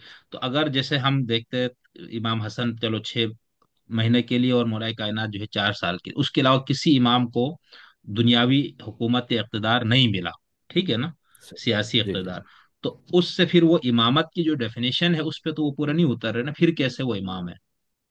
ہاں جی بالکل، یہ ایک بنیادی سوال ہے آپ کا۔ وہ دیکھیں کہ پیغمبر کی وفات سے لے کر 25 سال تک کا جو زمانہ ہے، جب امیر المومنین کو ظاہری خلافت ملی، تو امیر المومنین جو ہے وہ امام ہیں، چاہے وہ ظاہری خلافت حکومت ہو یا نہ ہو۔ دیکھیں امام کے 3 بنیادی شون ہوتے ہیں، ایک ہم کہتے ہیں اس کو ولایت عرفانی، ایک ولایت سیاسی ہے، اور ایک ولایت تشریعی ہے۔ تو جو تکوینی نہیں ہے؟ ولایت ولایت تکوینی تکوینی میں، نہیں ہے؟ وہی عرفانی میں تکوینی ہے، لیکن اس کے اچھا دائرہ کار میں ٹھیک ہے، اختلاف ہے۔ ٹھیک دیکھیں ٹھیک، ولایت آپ عرفانی کو، آپ عرفانی ولایت اور تکوینی تکوینی کو ایک لے رہے، عرفانی ایک اور ہی لے رہے تکوینی کو ایک، ہیں۔ ٹھیک ٹھیک یہ ٹھیک، ولایت پھر تکوینی آپ کہہ لیں، جو رائج اصطلاح ٹھیک یہ زیادہ بہتر ہے، ولایت تکوینی، ٹھیک ولایت تشریعی اور ولایت سیاسی۔ ٹھیک، جو بالکل ولایت تکوینی ہے اور ولایت تشریعی ہے، ٹھیک ہے، اس کے لیے ظاہری حکومت ضروری نہیں ہے کہ امیر المومنین جو ہے وہ پیغمبر کے بعد خدا کا جو ہے وہ نمائندہ ہے، خلیفۃ اللہ ہے، ولی اللہ ہے، کہ آپ نے دین کو امیر المومنین سے ہی لینا ہے، چاہے آپ کے پاس حکومت ہو یا نہ ہو۔ ٹھیک جو ٹھیک، ولایت سیاسی ہے اس کے اجرا کے لیے حکومت یعنی قوہ مجریہ کی آپ کے ہاتھ میں ہونا ضروری ہے۔ تو اگر قوہ مجریہ ہے تو آپ بہت ساری جو اسلام کی معطل شدہ احکام ہیں ان کو آپ نافذ کر سکتے ہیں۔ تو اگر امت اس چیز کے لیے جو ہے تیار نہ ہو، تو یہ امام موجود ہے تو امت کی جو ہے وہ کوتاہی ہے، اس وجہ ٹھیک سے امامت پہ کوئی نقص نہیں آتا، یہ امت کی جو ہے وہ کوتاہی ہے۔ ٹھیک ٹھیک ٹھیک، اور اسی طرح آپ دیکھیں کہ امام حسن علیہ السلام کے بعد امام نے کوشش کی، یعنی امام جو ہے وہ صلح کرنے کے لیے کاغذ لے کے تو نہیں نکلے تھے، امام تو قیام کے لیے جو ہے نکلے تھے تلوار لے کر، لیکن حالات ایسے پیش آئے تھے کہ امام نے صلح کی۔ پھر امام صحیح حسین علیہ صحیح الصلوۃ صحیح والسلام جو صحیح ہے وہ ایک الگ موضوع ہے، پھر ہم سے آپ سے بحث بھی ہوئی تھی کہ امام حسین کے قیام کا بنیادی ہدف کیا تھا۔ تو امام بنیادی طور پر جو ہے وہ ہم، اسلامی حکومت کے قیام کے لیے ہی نکلے تھے۔ تو صحیح باقی ائمہ صحیح علیہ الصلوۃ والسلام کا جو ہے اس ہدف کو کبھی فراموش نہیں کیا۔ پھر کیا ہوا آپ دیکھیں، جو آپ نے سوال کیا جو زیدی ہے یا اسماعیلی ہیں، تو زیدیوں نے زیادہ جہاد کی طرف جو ہے ان کا رخ اس کی طرف گیا، اور جو اسماعیلی ہیں وہ سیاست کی طرف گئے۔ اس لیے دیکھیں تاریخ کی بڑی سلطنت یا ریاست انہوں نے قائم کی، خلافت ہم، فاطمیہ، اور بالکل زیدی اس زمانے سے لے کر آج تک جو ہے وہ قیام، جہاد اور ان کے ساتھ۔ لیکن ائمہ علیہ الصلوۃ والسلام نے جب دیکھ لیا کہ اب حالات اس چیز کے لیے سازگار نہیں ہیں، تو انہوں نے پھر جو ہے نا ایک وسیع اور عالمی حکومت کے قیام کے لیے، کیونکہ مہدویت جو ہے کے لیے پھر ائمہ نے زمینہ فراہم کرنا جو ہے وہ شروع کیا، اس کے لیے تیاری کی۔ صحیح صحیح ٹھیک ٹھیک۔ جی وہ اصل میں اس لیے بہت سے لوگ یہ سوال کرتے ہیں نا کہ بھائی امام کی ڈیفینیشن میں یہ ہے، تو پھر شیعہ ائمہ کو تو یہ اقتدار یا یہ چیزیں نہیں ملی، تو اب اس کا ایک اس وجہ سے میں نے یہ سوال پوچھا تھا کاچو صاحب، میں نہیں، آپ سے تھوڑا سا جی بلکہ بلکہ اس سے بھی لوگ ایک بڑھ کر سوال کرتے ہیں، کہتے ہیں کہ وہ امام معصوم تھے، ان کے پاس حکومت نہیں تھی، تو امام خمینی جو ہے وہ تو معصوم بھی نہیں ہے، تو ان کے پاس حکومت ہوئی، تو بعض لوگ یہ نتیجہ نکالتے ہیں کہ امام خمینی نعوذ باللہ ائمہ معصومین سے بھی زیادہ افضل ہیں۔ تو دیکھیں عرض کیا نا کہ وہاں ہاں پر امت تیار نہیں تھی، امت تیار نہیں تھی ہوں وہاں پہ، یعنی امام صادق علیہ الصلوۃ والسلام سے جب کسی نے پوچھا کہ آپ قیام کیوں نہیں کرتے، تو یعنی روایت میں ہے کہ وہاں پر ایک شخص جو ہے وہ چرواہا تھا، تو وہ کوئی بکریاں چرواتا، تو ہم نے کہا کہ اتنی تعداد بھی جو ہے اگر میرے ساتھ انصار ہوتے، عوان ہوتے، میں قیام کرتا۔ تو راوی کہتے ہیں کہ جب میں نے گننا شروع کیا کوئی 17 کے قریب جو ہے وہ بکریاں تھیں۔ تو یعنی اصحاب کے امام بہت تھے، شاگرد بہت تھے، لیکن باوفا اصحاب کی کمی تھی۔ لیکن یہاں پر امام خمینی معصوم نہیں ہے، امام معصوم نہیں مانتے، لیکن چونکہ امت جو ہے وہ آمادہ تھی، تو لہٰذا وہ نظام قائم ہو گیا۔ صحیح صحیح صحیح۔ ہاں نہیں یہ اب جیسے ولایت تکوینی پہ سنیوں کو میں دیکھا وہ بڑے اس پہ ٹھٹھا بھی اڑاتے ہیں، مذاق، تو میں نے کہا بھائی چلو شیعوں نے تو بیچاروں نے تو 12 تک محدود کر دیے، آپ تو ہر جی جی وہ پیران پیر اور فلانا سب کی جو آپ چیزیں بیان کرتے ہیں ان کی تفصیلات میں، وہ جی قطب جی اور یہ پورا کانسیپٹ ہے سنی یعنی جی جی صوفی تصوف میں، جی جی بالکل وہ تو سارے جی ولایت تکوینی پہ فائز ہے۔ خیر یہ میں نے ایک یعنی جی ان کو سمجھانے کے لیے کہ کسی کا جی عقیدہ جی نقطہ بالکل نظر کو آپ پہلے سمجھ تو لو، مذاق اور علمی نقد کرنا چاہیے، اس کا ہنسی مذاق نہیں، تو اس وجہ سے ٹھیک ہے۔ اچھا کبھی صاحب، میں ویسے تو کافی میرے سوالات اور اس طرح سے ہیں جو معاصر شیعہ فکر میں کچھ رجحانات وغیرہ، لیکن آپ نے جتنا ٹائم مجھ سے کہا تھا اس سے بہت زیادہ ٹائم ہو گیا، تو یہی روک دے یا کچھ سوالات کر لوں آپ سے؟ میری تجویز یہ ہے کہ جو آپ نے گفتگو کی ہے محترم جاوید آمدی صاحب سے، ہاں اس کے تناظر میں ہم ایک علمی گفتگو کریں گے، تو اس کے بعد انشاءاللہ آپ کے ساتھ دوبارہ اگر علمی نشست ہو جائے اوکے، تو زیادہ ٹھیک بہتر ہو۔ ٹھیک ٹھیک، چلے میں انشاءاللہ غامدی صاحب والے پہ ابھی ایک اور بہت بڑے اسکالر عالم سے بھی بات کی ہے میں نے، وہ خاص طور پر فدق اور مباہلے پہ وہ تھوڑی سی نقد کریں گے غامدی صاحب کا تصور جو ہے، لیکن میں آپ سے یہ چاہ رہا تھا کہ چونکہ آپ یہ نئے سب کو پڑھتے بھی رہتے ہیں اور آپ کا ایک وسیع مطالعہ ہے، تو میں یہ چاہ رہا تھا کہ شیعہ نقطۂ نظر سے غامدی صاحب کے اصولوں پر نقد، تو اس کے لیے پھر انشاءاللہ جب آپ مجھے آپ کے پاس فراغت کا کوئی ٹائم ہو تو آپ مجھے، میں آپ سے رابطہ کرتا رہوں گا، تو اس موضوع پہ کریں گے۔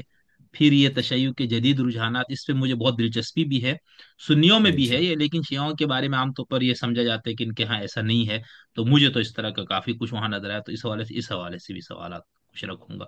تھینک یو آغا صاحب، بہت آپ جی کا بہت شکریہ، شکریہ۔ بہت کانچو نوازش کی بہت نوازش ہے۔ اللہ آپ کو جزائے خیر دے، آپ کے توفیقات میں اضافہ کریں، انشاءاللہ آپ کے ساتھ یہ علمی سفر جو ہے ہمارا جاری رہے تھینک یو، بہت شکریہ۔ گا۔ خدا حافظ، اوکے۔ بہت شکریہ، نمستے۔